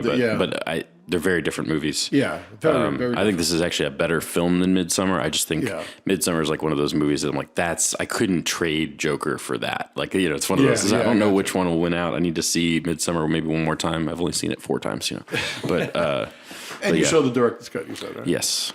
But we'll see. But it's terrific. So anyway, we'll get into spoilers though. So what you're talking about, the Wayne stuff. The Wayne stuff. You want me to say it? Do you want to say it? Yeah. We're in a spoiler territory. So we find out that his mother writes this. She's writing to Thomas Wayne, and Arthur in the beginning is very angry about it. Like he's like, oh, why are you going to this guy? He doesn't care about you. He's a billionaire. He doesn't. But we find out that she alludes to the fact that Arthur is the love child of Thomas Wayne and his mother. Arthur, yeah. Arthur is or may be, that's the first time I screamed in the theater and Gloriana hit me, was that Joker is Batman's brother, which has been alluded to in certain comic very books. Interesting. And then made the movie so much more genius and in so many more layers. And I thought it was amazing because if you saw Tim Burton's version, Joker creates Bruce Wayne, and Bruce Wayne then creates the Joker, and you have this I thought that was cute, and I thought it was genius. And even though it wasn't touched on like in comic books up until that point, so this film when it gets there, and then Arthur goes to meet his father, and I'm doing quotes if you don't see in the restroom. No. I'm talking about when he goes to the Wayne Manor and he meets Bruce. And I thought it was one of the greatest scenes in the history of the world. I mean, it's like at that point when we didn't realize that it may or may not be true, I thought it was just amazing that the Joker meets Batman, before Yeah, they totally. are. That's a fun And, scene. Yeah, it's really, really Just good. conceptually, it's I hate the guy who played Alfred, though. I want to smack that person. But It's good casting, but I do think it's gonna. That was kind of cheesy. But then later on when we meet Chris Cooper in not Chris the actor who plays Thomas Wayne, who looks like Chris Cooper. It's a great scene, then your bubble's busted about, It reminds me of the scene from The Shining. The Shining, yeah. Oh my God, I'm glad you brought that up because that's what I said. In the restroom. And what's interesting about it also, and I guess at this point, there's a lot to talk about in this movie. Forgive us. We're going all over the place because it's I'm starting to tell an origin, then I start getting to scenes, so I'm sorry about that, but yeah. But that being said, what's interesting though is like I don't know if that stuff ever happened or not. And then you said the final thing, which is, did this film ever happen, or did anything ever happen? I think certain things didn't happen. Yeah, I think that's a boring. Like if this, I don't know. I think that's too boring. Like for none of this to have happened. Yeah, agreed. But I do think there's certainly elements that feel like they could be in his head, right? Just fantastical elements. Well, even like the relationship with the next door neighbor, and all that stuff. I think there's a lot of elements that certainly he either embellished or even the location was different, or he just felt like that's what he wanted to say to somebody. But like they acted out in a movie. Like how did he get the costume the bellhop costume that he has on in the theater and stuff like that so easily? Like there's definitely like some things that feel kind of like they cheat intentionally for the sake of like it being kind of not surreal, but like it is a little surreal. Like just that whole scene and the way that he confronts him. Like there's no way in hell that would happen, right? But I think that's kind of the point also. So it's like, but yeah, saying that like the whole thing didn't happen and he's just in an insane asylum, that I think is a little far-fetched. I won't say that. I mean, it certainly could, and that's interesting. Said that. Yeah, people want to sell that. I think that, and it's funny because we know that this is an homage to Taxi Driver, and Taxi Driver, same thing. People always said. I remember I wrote a paper in college and I was like, oh, this is gritty, realistic, a great film. And my college professor gave me an F and said, it's not realistic. This is not even happened. It was all in his head. Yeah. And I was like, oh, shit. I said, okay. But they allude to that, not everything, but like some of the things. I agree with you. Some things that he saw. I think the emotion is what's important, not so much what happened. So like for instance, the scene with him confronting his father, it's just a literal interpretation of what he's going through in his head, right? Yeah. So I think, and that's interesting. I think, from a film standpoint, that's interesting. And just if you're approaching this material, that's an interesting way to approach it. Yeah. So, and that's something that I love about this film all the way through. But I mean, that being said, like even like the Thomas Wayne stuff, like I don't really know whether or not his mom was crazy or not. Yeah, I think I want that to be real. How about that? After he murders her, there's that scene where they show have you seen it twice? I have, yeah. There's that photo of her, and on the back of it, it says like, "You look great today." Yeah, it says TW. And it's like she could have wrote that herself, or he could have wrote that. Right, and that's interesting. Yeah. So it's like Inception to some degree. It's like the ending of Inception. It's like the movie doesn't give you the answer, and I like that. And that's what I like. I agree with that. I agree with that. Yeah. And there's so many elements like that in this film that are really interesting. Like I was watching Red Letter Media. Jay Bauman not hated this movie, but really, and I was just like, and he was like, just basically saying that like the film doesn't lay any of the foundation for anything that happens. I'm just like, what? Like what? Like, there's so like even like the medication or like the world brewing in the background, and like I think every scene reminds you of the fact that there's tension outside in this world. I agree with the world, and maybe that's all in his head, and that's a very important element that is I think it's. The film's a little cynical in this way, but I'm curious. So one thing that we really need to talk about before we move forward with anything, and it's really what the movie's about. And ultimately, so when this came out, Todd Phillips did just a really bad interview. There's a bad quote from an interview where he said something along the lines of like, woke culture has killed comedy, right? Interesting. And what he means by that, I think, is that we become so aware of ourselves, and I think we're concerned about being sensitive to other people's feelings, and that can be a good thing, and that's what I don't agree with this statement about. But at the same time, like I think he's saying that like you can't be funny anymore because which is what it kind of feels like. And I don't agree, and I think it's bad time, poorly timed, because what happened because of that quote is I don't know if you've heard like the whole like people think that this movie is like praising incels and like What? Have you heard this? So No, this is tell a me. big deal. Like it was a big deal on Twitter. The articles published about this, and maybe it's all imaginary. Maybe it's just the Twitter people. The Twitter people. But people were saying that this movie is like a white savior, not white savior, but it's like a movie that praises incel culture and like this like anti-society, and I don't think it's that at all. I think it's the exact opposite. The opposite, yeah. And that's like it's like one of those things where it's like I don't know. It's like one of my friends posted, not friends, but this comedian that I know posted something along the lines of like it doesn't understand mental health and it's Oh you my know God, and it's like mental going health. against It's progressive ridiculous. values. And I was like, what are you talking about? What Like do you- I don't like I understand if you watch the trailer, right? And on the surface, it looks like he's made to be the hero. Yeah, right? agreed. But Yeah, that is But not, it's the, not case. the case. No, if you not at see the all. movie, and there's people that saw the movie, and like like my friend David was arguing with me about, like, we were arguing about the fact that like he was like, no, but I think it could be easily mistaken that way. I was like, no, it's not. Like if you watch, like it's like you've got to be dumb if you don't think. And maybe this is just a strong opinion. I don't know, but like I feel like you have to be dumb to not see that this movie is criticizing his behavior. Exactly. Yeah. It's not like, and yes, like in his head, he is the hero. Exactly. Yes. Yeah. It's like Taxi But Driver. the movie yes. is not praising him, Exactly. and that's what makes it horrifying and interesting. And in fact, even the music, the way that like everything is paired in a way that's supposed to give you conflicting emotions, and it's Yes. it's the fact of the matter is it reminds me of Funny Games, actually, in a way, which is what I wrote down. So basically, in the way that, like, so Funny Games is a movie that is criticizing you for enjoying it Yes. to some degree. Agreed. Right? And the Agreed. characters are commenting on and going, why are you still watching this? Yes. Basically.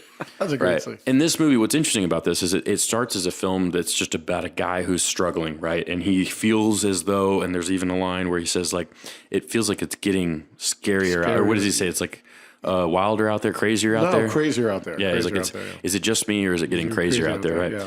Which is, and what's so horrifying about that statement is that like it feel like I feel that at times, right? And so there's things, there's like these thoughts that like you can relate to, like with the political climate and everything like That's that. what I was going to say. Because of the political climate, people Yes. are saying that, and they don't want these.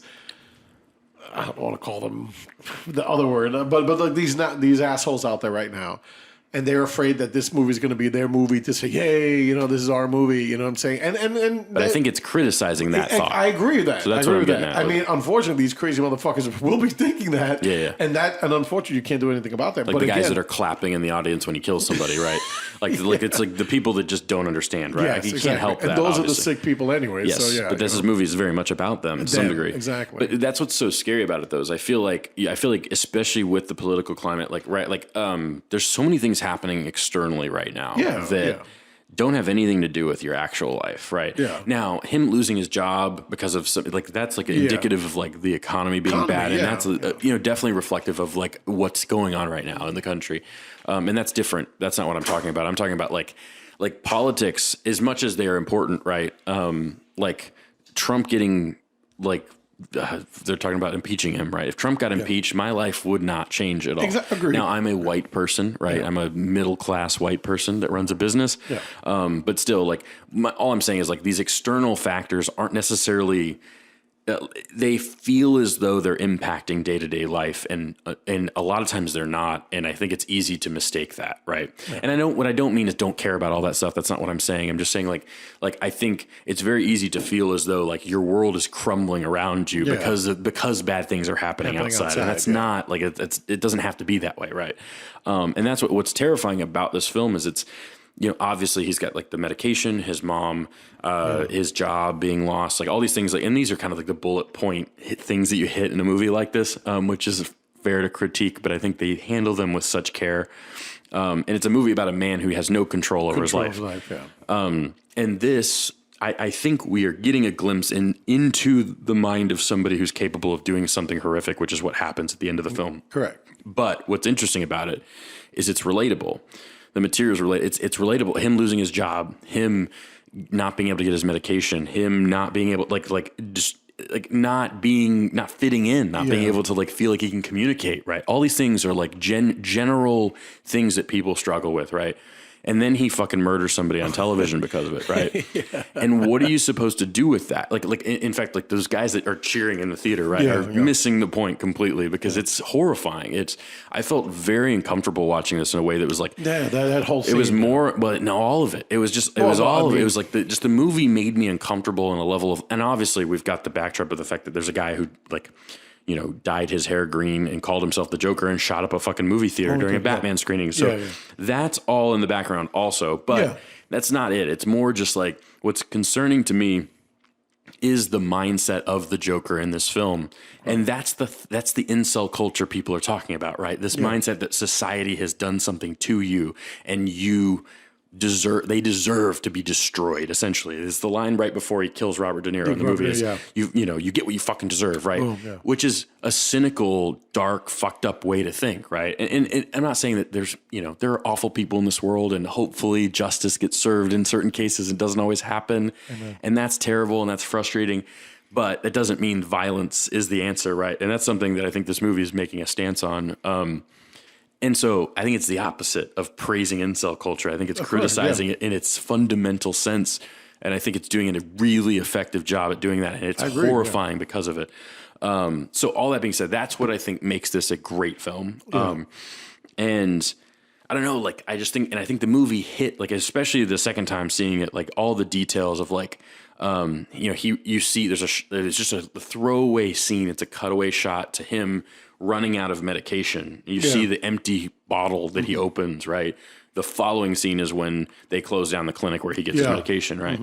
And it's like, I think this movie is very intentional. And I think it feels meticulously crafted. And again, the performance from Joaquin Phoenix is transcendent. And I think it captures all the things that I just described on a physical level, like the way he runs when he's like, or the way he walks up the stairs every night with his head down and just his physical, like his body just feels like it's like crumbling. Like it's like there's like this weight that he's carrying up these stairs every day. And then the parallel later on when he comes down. But I feel like it's like, yes, those things are somewhat obvious, but there's the terrific scene where he murders the three people on the train, which is horrifying, right? And the way that builds tension is an incredible scene. But then the performative dance that he does in the bathroom because he's his true self. He is like transcended into this other thing. He's gained control, right? And it's made him feel like he's powerful. And there's this terrific, like, I don't know if it's string bass or cello, but there's this amazing score that you don't hear until that moment. And it swells. And as he like walks into the hallway and like knocks on the neighbor's door, which doesn't happen. We know that. But like, that's just an incredible piece of cinematic. Like that's cinema right there. At its finest. Like you have a visual and a performance representation of what the film is trying to say in a way that's not telling you specifically. Like, and just even like the way that he chases that guy down, like, and shoots him in the back and like just the control he has in that moment. And amongst all the other elements that have built to those shocking, horrifying moments. I just think this movie, it nails it all the way through. I don't know, like, even like when he like climbs in the refrigerator, which we now know was improvised. The physicality is just, it's mesmerizing at times. Yeah, his body. And it's funny because you bring that up, and I guess that's where a lot of people jump on that too. So when he closes the door, he dies, and then everything else, the rest of the movie is not real. I was like, that's stupid. But I mean, I think it's a guy who doesn't know how to handle emotional trauma. I mean, exactly. And that's understandable, and that's what's horrifying about this movie, though, is it's like this guy feels real. And that's scary, right? Yeah, Because this guy was capable of in the movie, obviously, but still, like, even like the fact that like people agree with him and are supporting him, and that's the cynical side of this movie, right? Is that like, that toxic mindset, that incel culture that he's which criticizing happens at the end of the film, is celebrated by these people in the film, and it is in real life. There's these guys running around like these Nazis and shit like that are just like, that have this toxic, cynical mindset towards society and things like that, and unfortunately people support that behavior, and that's scary. I don't know. And again, hey, we can talk all day about politics and what this film means. That's all. It means different things to different people. Exactly. But it's a little terrifying. It is, yeah. So I do think it's outstanding. Yeah, I mean, it's funny because it's we talk about gritty and grimy. It's almost as dark as where Taxi Driver feels that way too, dirty, and grimy. It has that. And then of course the things that make him happy, which is the King of Comedy stuff, which are light and funny in a kind of way, and the way it's shot. And I just think it's the way it's shot. Also, let's talk about that just for 5 seconds. Yeah. Like there are some shots in this movie that are like the performative dance scene, for instance, and just like the floatiness of the camera there, and again the physicality of that performance. And the lighting. Yeah, this movie it looks incredible, and especially for a Marvel film. I mean, it's like there's shots in this also, like I was talking about with Ad Astra, where I was just like, oh. Like that shot where before he opens the curtain to go out onto the stage, and he does this dance thing. It's in the trailer. It's he gets into his. It's just role. incredible. Yeah, it's like I've never seen anything like that on screen before. The two PAs are kind of back. Yeah, they're literally right next to him. Like, what the hell is he doing? What's going on? And that's just I just think there's just. This movie is really impressive. Yeah, or the scene where they lift him up above the crowd of people at the end and worship him like a statue. It's just like, that's a haunting, beautiful, terrifying image. And it's just like this is what cinema's for. So yes, I get that it's just Taxi Driver, just King of Comedy, just beats the Joker, but I think it's a perfect pairing. And I think that's what matters, not the fact that it pays homage to Taxi Driver. When he's pushing through the crowd, and that's a movie that's 40 years old, and yes, it's an iconic film, but it's not the equivalent of in It Chapter 2 when they're like, "Here's Johnny." It's not that, right? It's using thematic elements from an existing film and applying them to a subject that everyone's familiar with. And that's okay. And that's what film's about. I mean, Citizen Kane, 1940, and he broke ground with all these things, but when people expound on that, take that and make film better. That's what this is, and that's exactly my point. I mean, everyone who's saying that, but I'm like, it's not that he's homaging. It's he's perfecting, and he's making it. He's using the tools that were from before from Martin Scorsese. Well, he's seeing something in the character of Travis Bickle. Like he's seeing elements of that character in the Joker's character, or at least in his form of the Joker, right? Exactly. And it's like. That's interesting. And the difference between Bickle and I think it's like Bickle, if we all say in the end that it's all in his head, sure. I think Arthur Fleck then does what Bickle couldn't do, and that's what I'm saying. It's like he went further, and this film goes further with that. It's like I said, it's like we were talking about the lighting. It's like I just love how the lighting when things are dark or dreamy. And then, at the end, when he comes down the stairs, you have this beautifully lit shot. Or even the asylum, all the asylum stuff is really well lit, brightly, and just he's very happy in his place. He's very content in his.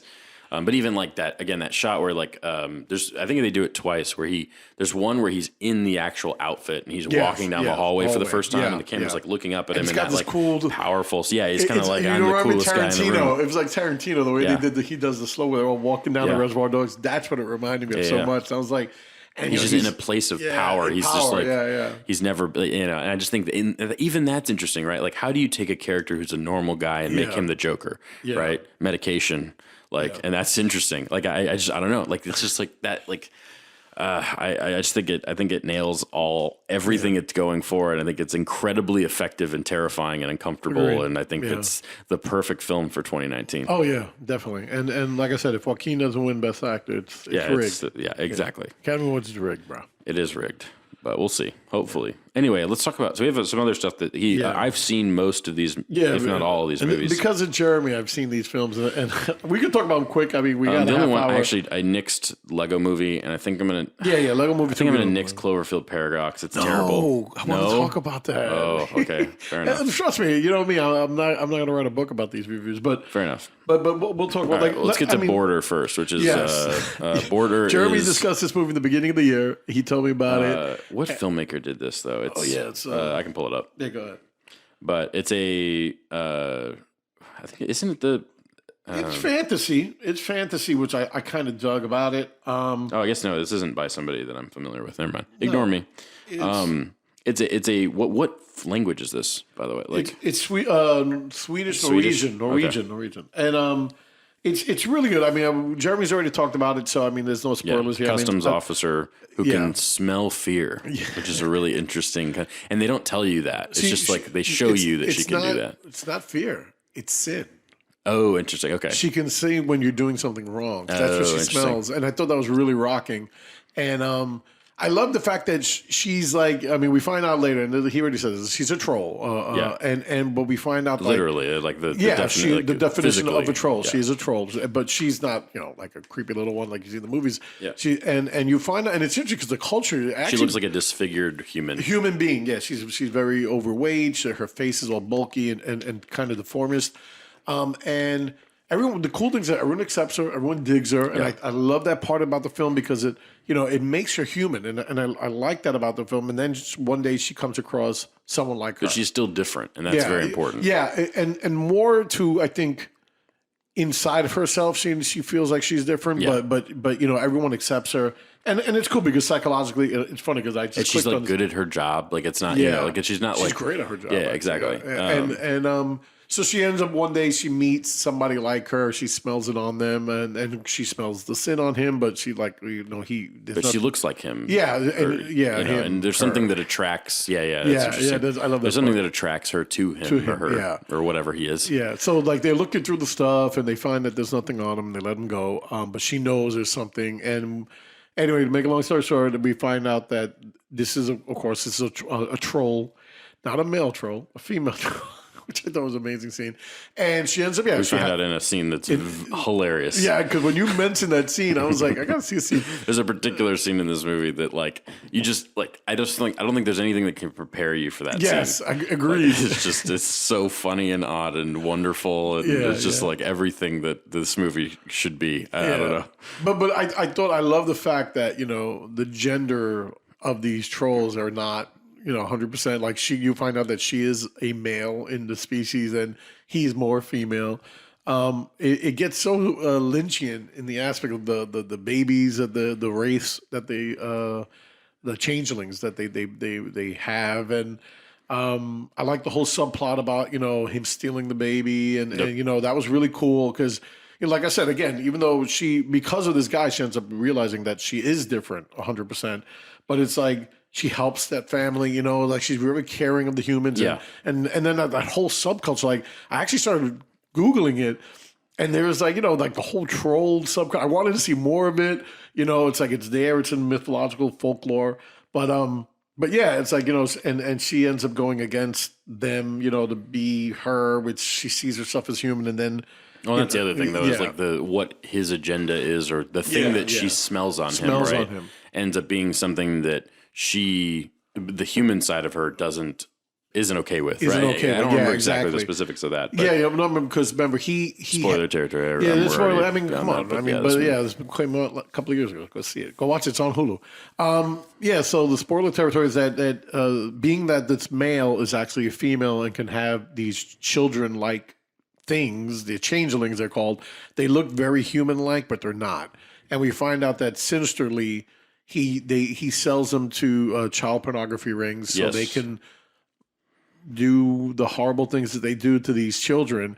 And in a way, it's kind of like, they're not really kids, I produce at least his perspective. Yeah, his perspective is like, I produce these things a lot. Him or her, It produces them, and it's no big deal. And even though, and please God forgive me, even though I kind of feel like, well, he's right.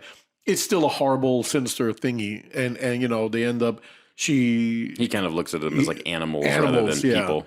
And so she ends up, I thought you'd sell an animal in a pornography ring, but still, you know what I mean. Yeah, but so I think that was like the nice dark undertone of the film that was the case. But yeah, so at the end, blah blah blah, she does her job. But I like the ending. I like the ending that that she comes home and he gives her one of these kids, I guess their child. Because they have sex, and again, she has a penis. That's the best part.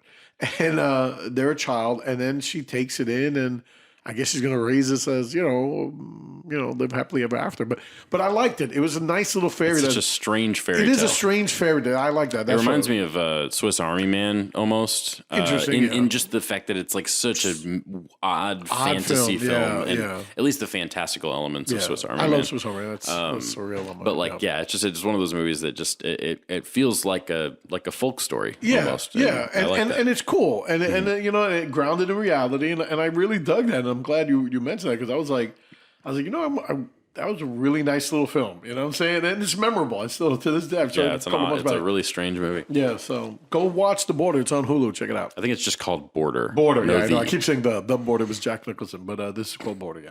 All right, let's talk about Dogtooth and the favorite. This is his favorite director. Not my favorite, but I love Yorgos. He loves Yorgos. So I finally saw Dogtooth. As you all should. She mentioned it was on Shudder.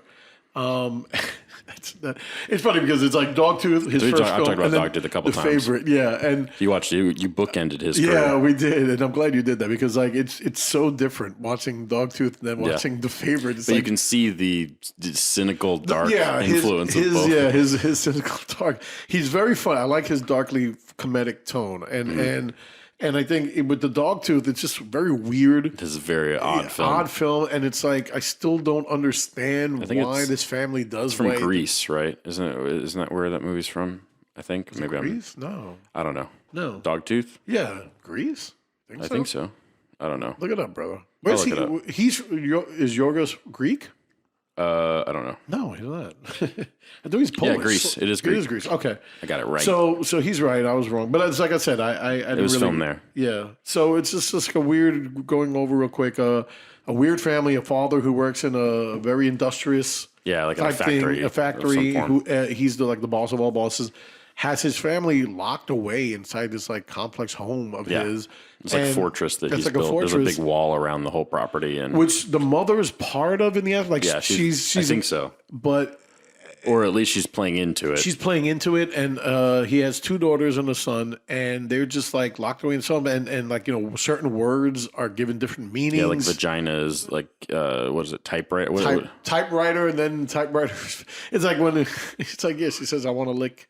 I want to lick your typewriter. Something like that. It was just weird, and then it's like essentially he brings in this. He's been procuring this woman to have sex with his son. Security guard on the property. We assume for money. We assume she's paying. She gets paid. She definitely gets paid. He throws money at her. Oh, he's paying her. Okay, he's paying, I just forgot what the dynamic was. He plays the security guard to have sex with the son, so the son can have his sexual pleasure, or whatever, and the girls unfortunately have sexual pleasure. Well, with the guard too, for no money, but with themselves as well. Yeah, the guard kind of essentially brings an immoral aspect to the home. Yeah. Immoral aspect to the home, yeah. Even though they don't know that because they don't know about that shit. Well, and unfortunately, when you raise kids in the fucked up way that they have, it's like it has horrible consequences, and that's the point of this movie, though. Is that once the fabric of moral, once it's like when sin enters the world to some degree, like the whole biblical story.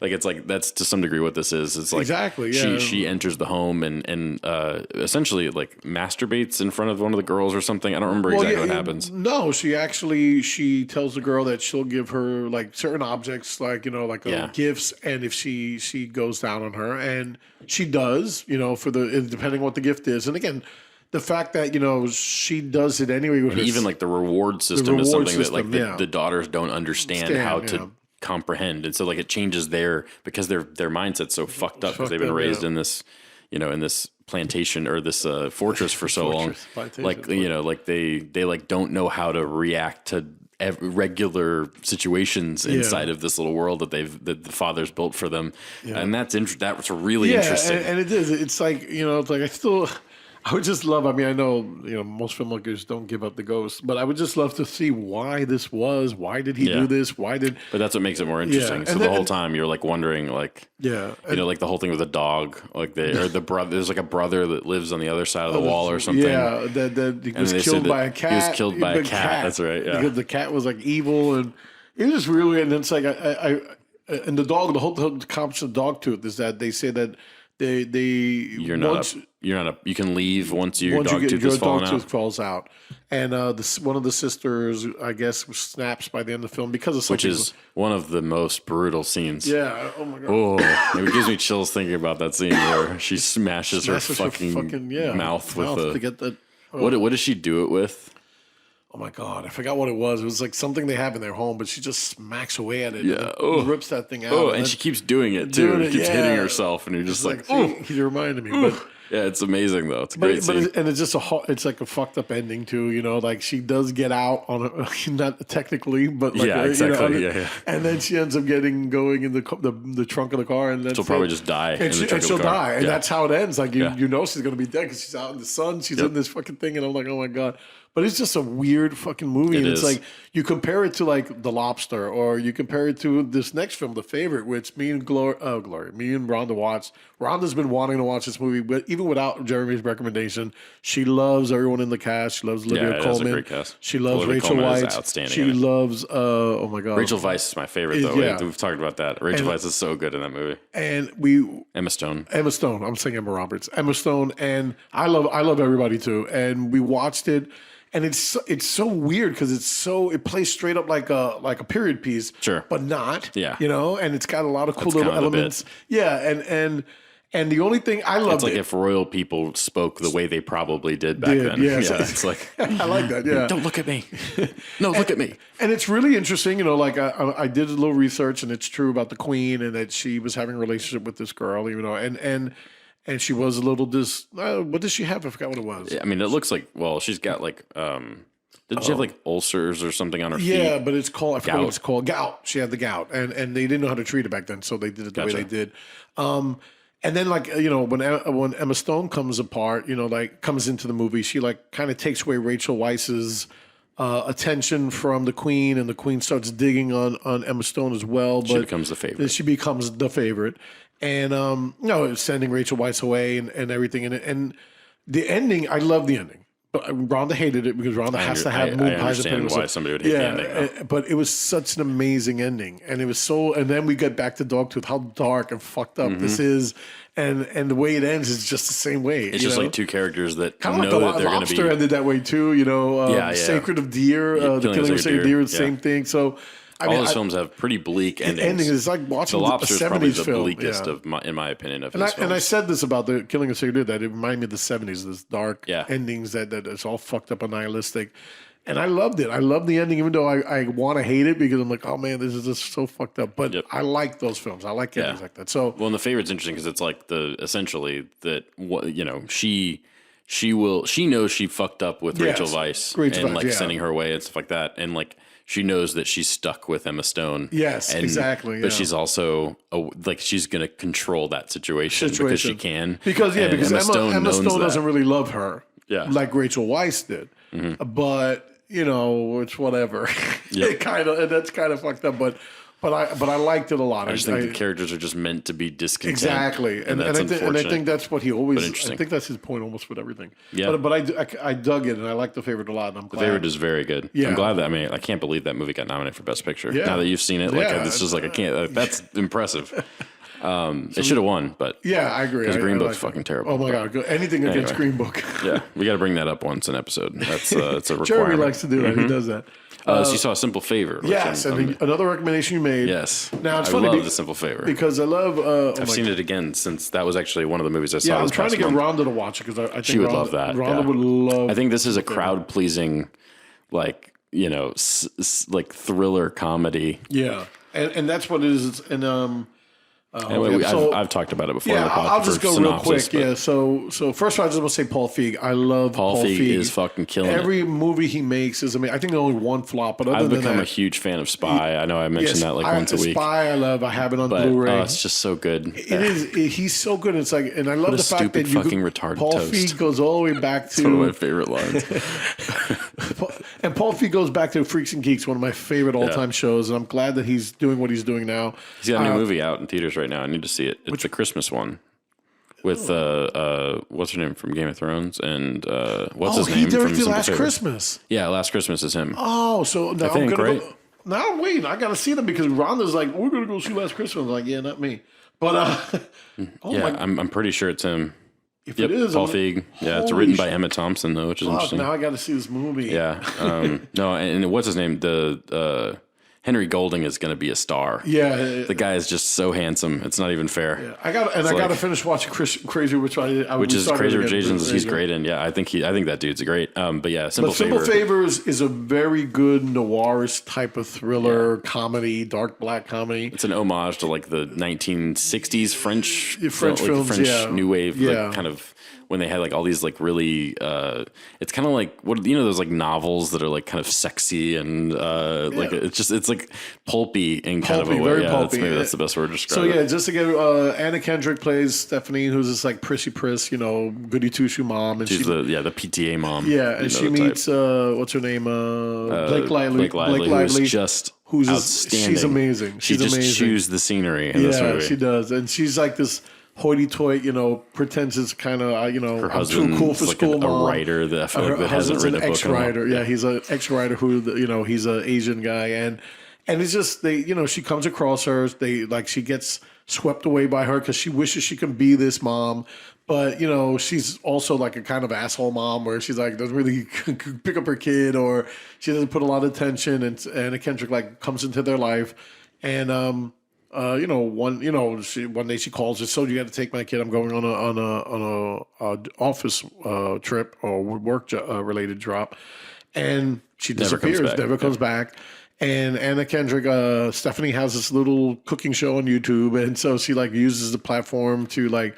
Hi, moms. Yeah, no, it's like to help find her friend, and it's just really amazing. It's like it's this twisty noir film with like weird. Like I love the scene where she walks in and her closet's like full again after she like removed all the clothes. It's like it's almost like a horror film at times. It's almost like a Diabolique in a way. Well, that's actually I think the biggest influence if I remember correctly. Yeah.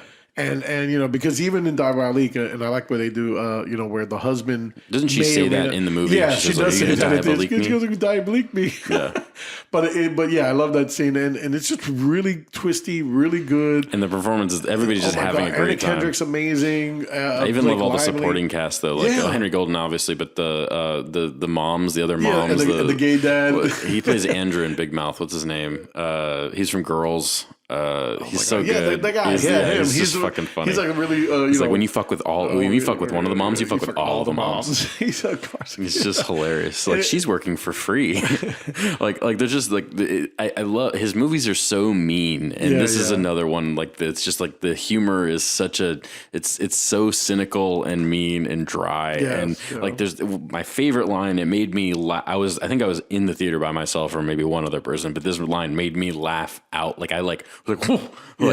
Is the line where she's telling the story about hooking up with about the whole. This is a spoiler, I guess, but the fact that like her husband and her brother were killed in a car accident, and she's like, I miss him. She's like, which one? And I just thought it was the funniest fucking joke. It's so cynical and dark and mean, and it's so funny. I just didn't expect that at all. It's both. But it's fun in the way that like Spy is a mean, cynical movie. It's fun in that way. Not quite that, like Spy goes to a whole nother level of that, but it's like literally shit talking is all Spy is to some degree.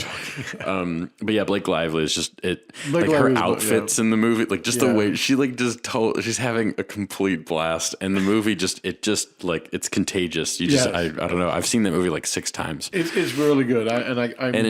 Everyone that watches it likes it. It's like a 100% success rate. But I'm glad you just brought that up because I didn't even know Last Christmas was directed by Paul Feig, and Rhonda needs to see this movie. So I'm going to say, listen, you got to see Simple Favor first, and I'll take you right afterward to see the girl. So she'll see. And you got to rewatch Spy because it's great. Oh yeah, I own Spy, so let's see what's next. Leave No Trace, which I've seen. I've reviewed. You put it on the list too. I liked it a lot. It's interesting. I figured you would. Yeah, and I had Winter's Bone on here, but he took it off. He did that. Okay. Yeah, so that's what I'm saying. So that's right. The director of Winter's Bone, Winterbone, not Winter's Bone. Oh, I thought it was Winter's Bone. No, it's Winterbone, and it's first. That's what's her name? Jennifer Lawrence's debut. amazing film. Yeah, and, it is. And it's so, It reminds me of Jeremy Saulnier, or Jeremy Saulnier's stuff reminds me of Winter's Bone. Winterbone, which is like it's just like really brutal, intense, like family drama type stuff. And then all like backwoody type, people. And like Green Room reminds me of that. Oh, like, interesting. Yeah, Green Room. But yeah, but I love Winterbone, and so that's why I said I saw Winterbone on one Sunday, and then the next Sunday I said, let me see Leave No Trace, because that's her first film, her last film. And it's similar to it in the dryness of it and the drama, but I love the ending. I mean, I think the ending's really good. The daughter. It's essentially, for those that don't know, it's a movie about a guy about a war vet. What's his name? He was in Hell or High Water. Ben Foster. Ben Foster. He's just killing it right now. I mean, the dude. He was also in Freaks and Geeks. And, I didn't know that. He played the disabled kid that they make fun of, the autistic kid, whatever he was. But yeah, he's having a great career. He's great. That dude's making good choices. So he's gone down like the Chris Pine route. That's not just because he was in Hell or High Water. It's just like the types of performances where Chris Pine does. Yeah, like this is one of those like very reserved. And anyway, he's like he's a war vet. A war vet, and so he decides to live on our land, off the land, but like literally in a park. In like a nature reserve. In a nature reserve. And he's like deep in there with his daughter, and they actually live like, it reminded me of like all the tunnel rats from Vietnam. But yeah, and they have to like hide because the cops do make sweeps. We find out that this is a culture, which is interesting because I read about it. And this is kind of a culture of all these war vets who really are displaced in the world. They really can't really find a job. They can't hold a place down for a long time. They remove themselves from it. And that's his thing. Like he did, and he raises a teenage girl who is kind of like that in the beginning. She knows what she has to do, how to hide and all the stuff. The movie's called Leave No Trace. Leave No Trace, and that's what they do. Yeah, they have to hide everything so these rangers don't know that they're living there. But yet he's also selling his medications that he gets to some other guy who lives out there, and that's how he gets money to buy things. And they live very simply. They live off the land. That they don't really have like meats and stuff like that. And if they do, it's because of whatever they get in the game. And then they end up getting caught, and then they get relocated to live with other people in this like little town. And the daughter ends up realizing that family is something that she wants. Socially. Just normalcy, not so much normalcy. But it does come out to family in the end because she has to make a choice between her family that she's known, her father for all her years, or this new family she's come to know. And in the end, she chooses the normalcy of fantasy. And he's not capable, which is the tragic part of this film. And the ending is devastating, I think. It is, because that's what I'm saying, because at the end, he can't do it. He tries, but he doesn't really try, but he tries anyway for her. He just can't help it. He can't do it, and he ends up splitting at the end and leaving her. But he leaves her in good hands. And I thought it was such a... He knows that that's what's best for her. That's also what's sad about it. Is like he's not capable of overcoming this anxiety and PTSD. Exactly, But at the same time, he knows that what's best for her is for him to be alone, which is also just devastating. Which is fucked up. And as a father of a daughter, a teenage daughter, I cried a little bit at the end because I was like, it's powerful because at least he didn't be a dick and say, "Oh, you're coming," because he was doing that. And the other, he's like, "Oh, come on, we're going, you're coming with me." But then at the end, he realized that even though she's only like 16, but she's with good people who will take care of her.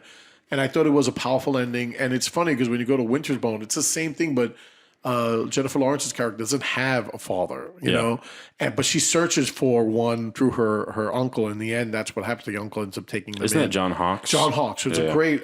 It's funny because I watched nominated for that too. Yeah, he did. And Flick Connection is one of my shows that I love watching on Netflix. And he loves John Hawkes, and it's like all the movies he's recommended, I've watched with John Hawkes. He's such a great... He's in Peanut Butter Falcon. He plays a similar kind of like greasy, I love him in, From Dusk Till Dawn. Yeah. He's great He's great in everything. That dude's like, he's a character actor that's really good. In Winter's Bone, he's really good in it. Yeah. And there's that 10 scene, you've seen Winter's Bone, right? It's been a long time. I own it, but I've seen it once, I think. So there's that 10 scene where she gets caught by the family at first, and they don't know, it seems like they're going to kill her. Yeah. And he comes in, and it's like, they're all like, some of them are afraid of him. And so, he's like, comes in there and he takes her out. And the guy's like, well, if you're going to be responsible, you can take her. And it's just such a tense scene. This little girl is like her drive to like find the truth or to get, but it's, terrific. She's amazing. And I'm glad look at what happened to her now. But Leave No Trace is very good. I liked it a lot. It wasn't as good as Winterbone, but it was very good,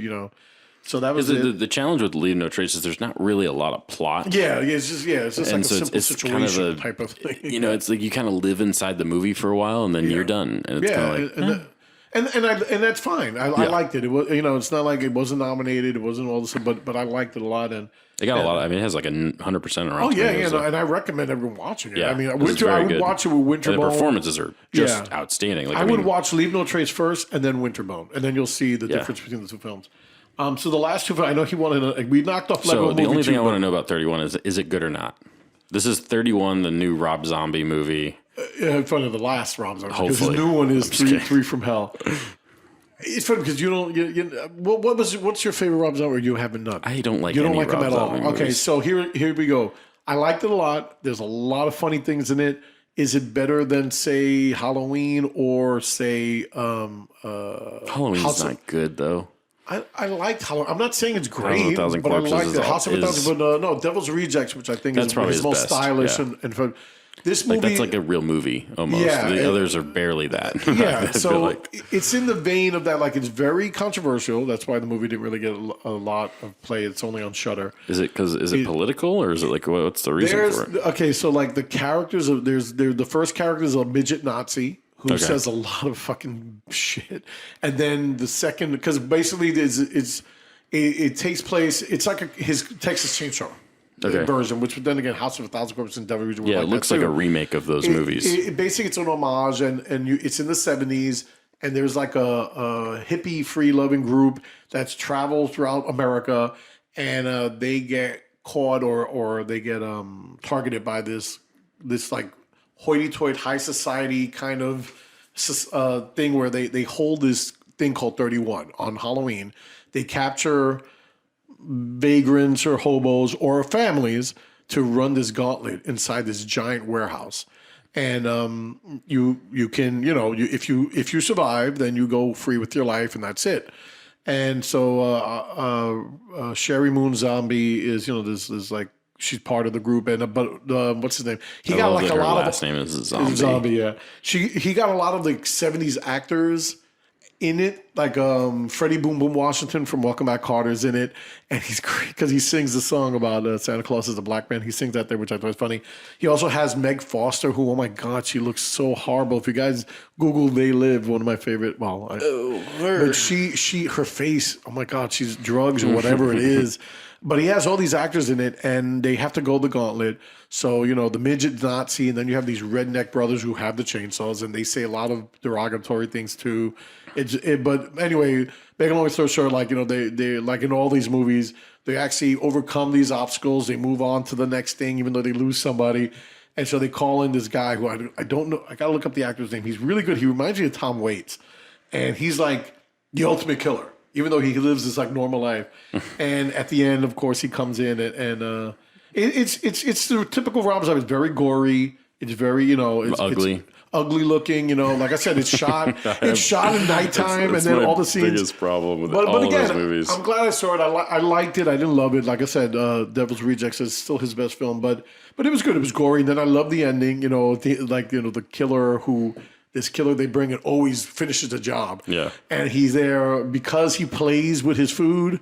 The bell goes off at 6 a.m. on the dot, and he's right about to kill Sherry Moon Zombie, and then they're like, "Oh, the game is over. Everyone go back." And so he like walks off, and he's angry. He disappears, and then she goes, and she recovers from the beating he gives her, and she's walking down the desert highway, and then you see a truck coming, and you're like, "Oh, well, so live happily ever." Like the ending of Texas Chainsaw, and it's the guy, and he comes out. And they do this face off, and she like close up of her hand getting into a fist. Oh no! And then he gets this so like bad. evil gritty smile, and then credits. And I was like, oh my God! But anyway, I've been hearing about this movie. It was only on Shudder, so finally because of Jeremy, thank you. I could see myself watching something like this on Shudder. Yeah, and that's where it is. You could only find it on Shudder. So it was okay. And then the last movie, I know we were going to end right after the 31, but we're going to end on a strong note with Cloverfield Paradox. Well, we could also talk about The Watchmen afterwards, and I'm going to get Jerry to watch it. No, I need to watch that first. Yeah, no, but I'm just saying. But anyway, all right. So Cloverfield Paradox. This movie, as you know, was the big Netflix movie, one of Netflix's first they acquisitions announced it on the Super Bowl Sunday, and then boom, right after that, it's on our streaming service, which is a great way to release a movie. I think. He had a lot of. It was interesting. I thought that was an interesting way to do it. So here, Not an interesting movie. I saw it 2 years later. So this is the third part of the Cloverfield saga. Like, if you can call it that. and again, you're right. So okay, Cloverfield masterpiece. Let's see, the Cloverfield, the 10 Cloverfield 10 Lane, Cloverfield Lane is which is outstanding. really good. Yeah, I love think it. That's terrific and movie. I and haven't that's- actually seen the first Cloverfield, though, I don't think. You've never seen Cloverfield? I don't remember any of it, so I don't You think I must have. So it's the best. And I do love 10 Cloverfield Lane. The performances in that are amazing. And the ending does I think have relation I to think it, those even though movies we are- don't see the Cloverfield monster. So here's I'm going to get real quick with Cloverfield Paradox. Now, did I like it? Because Jeremy's going to hate me because I have my affinity for things that have to do with other things. Is it what, part 3? Technically, yes, only because of the last scene of the movie. Yeah. But they do come up with some story, which was interesting. Was it executed well? Not at all. No. Did anything really? Did you go like this? Scratch. Yes, I scratched my head a lot, saying, "Wait, that doesn't make sense." But the story, like the why we have Cloverfield and 10 Cloverfield Lane, is because of what they do. And basically, what they do is that they have this thing that's supposed to solve world hunger, fix droughts, and all the countries are working together. So you have that movie where you have the Russian and you have the African and you have, you have all these people working on. You have the Japanese woman who talks Japanese and everyone understands her, which I don't understand. But it has some weird stuff like what's his name from the guy from Ireland. He's in it and he loses an arm. From the ship, and the arm is a sentient of itself, and it doesn't hurt. But There's anyway, some weird fun stuff in it. But so basically, that's fun. It's what they silly, do and why fun. it's called a paradox. And it's funny, this guy's in it too for 5 minutes talking about his book about what's going to happen. All these monsters will come. We don't know what we're going to do when we do this. But basically, what they do is that they transplant themselves into an alternate universe, get what they need, and come back. And with that, we open up all the alternate universes, and at the end of the film, if the ship is coming down, which is akin to Cloverfield, when you see that little ship that hits the water in the beginning or at the end of the film on the video that's behind the whole Cloverfield incident, you find out that that's the scientist who ends up saving the world, but unfortunately brings Cloverfield or whatever you want, Clovey as he's called affectionately.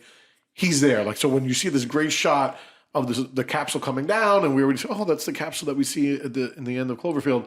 The Cloverfield monster appears out of nowhere in the sky, screams, and then goes back down. So we know that that's what happened, that because of what they did to save our worlds, they ended up opening up and destroying it. So, which is what that's interesting, right? Yeah. But I do feel like that.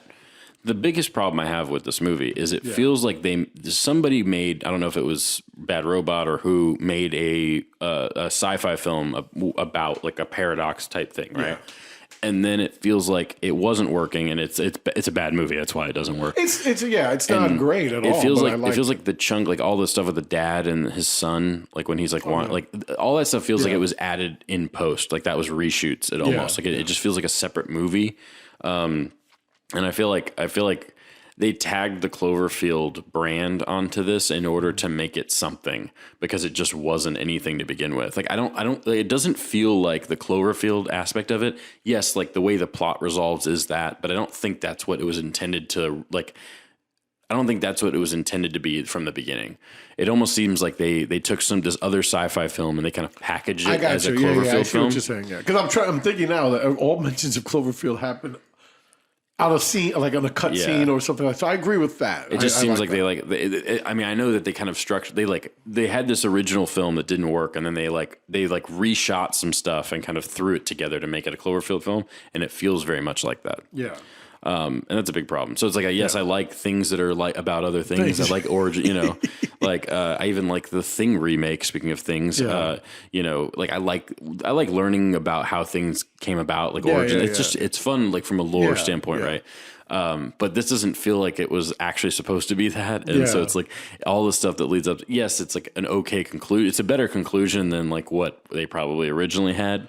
But because it ties into something and it's interesting. So if they would have followed the 10 Cloverfield Lane way, because remember that ended, you don't see a Cloverfield monster, but you see the aliens on us, and again, that's why a lot of people said, "Oh, what did it have to do with Cloverfield?"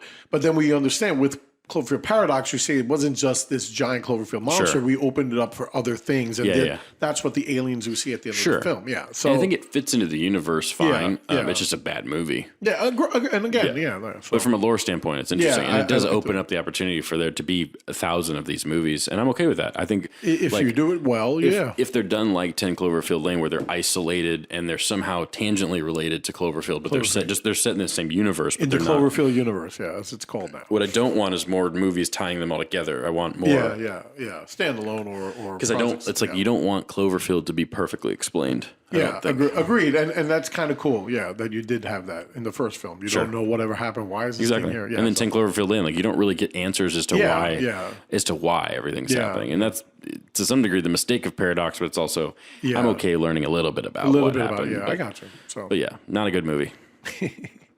But it's on Netflix, so you can watch it for free. It's on Netflix for free. Yeah.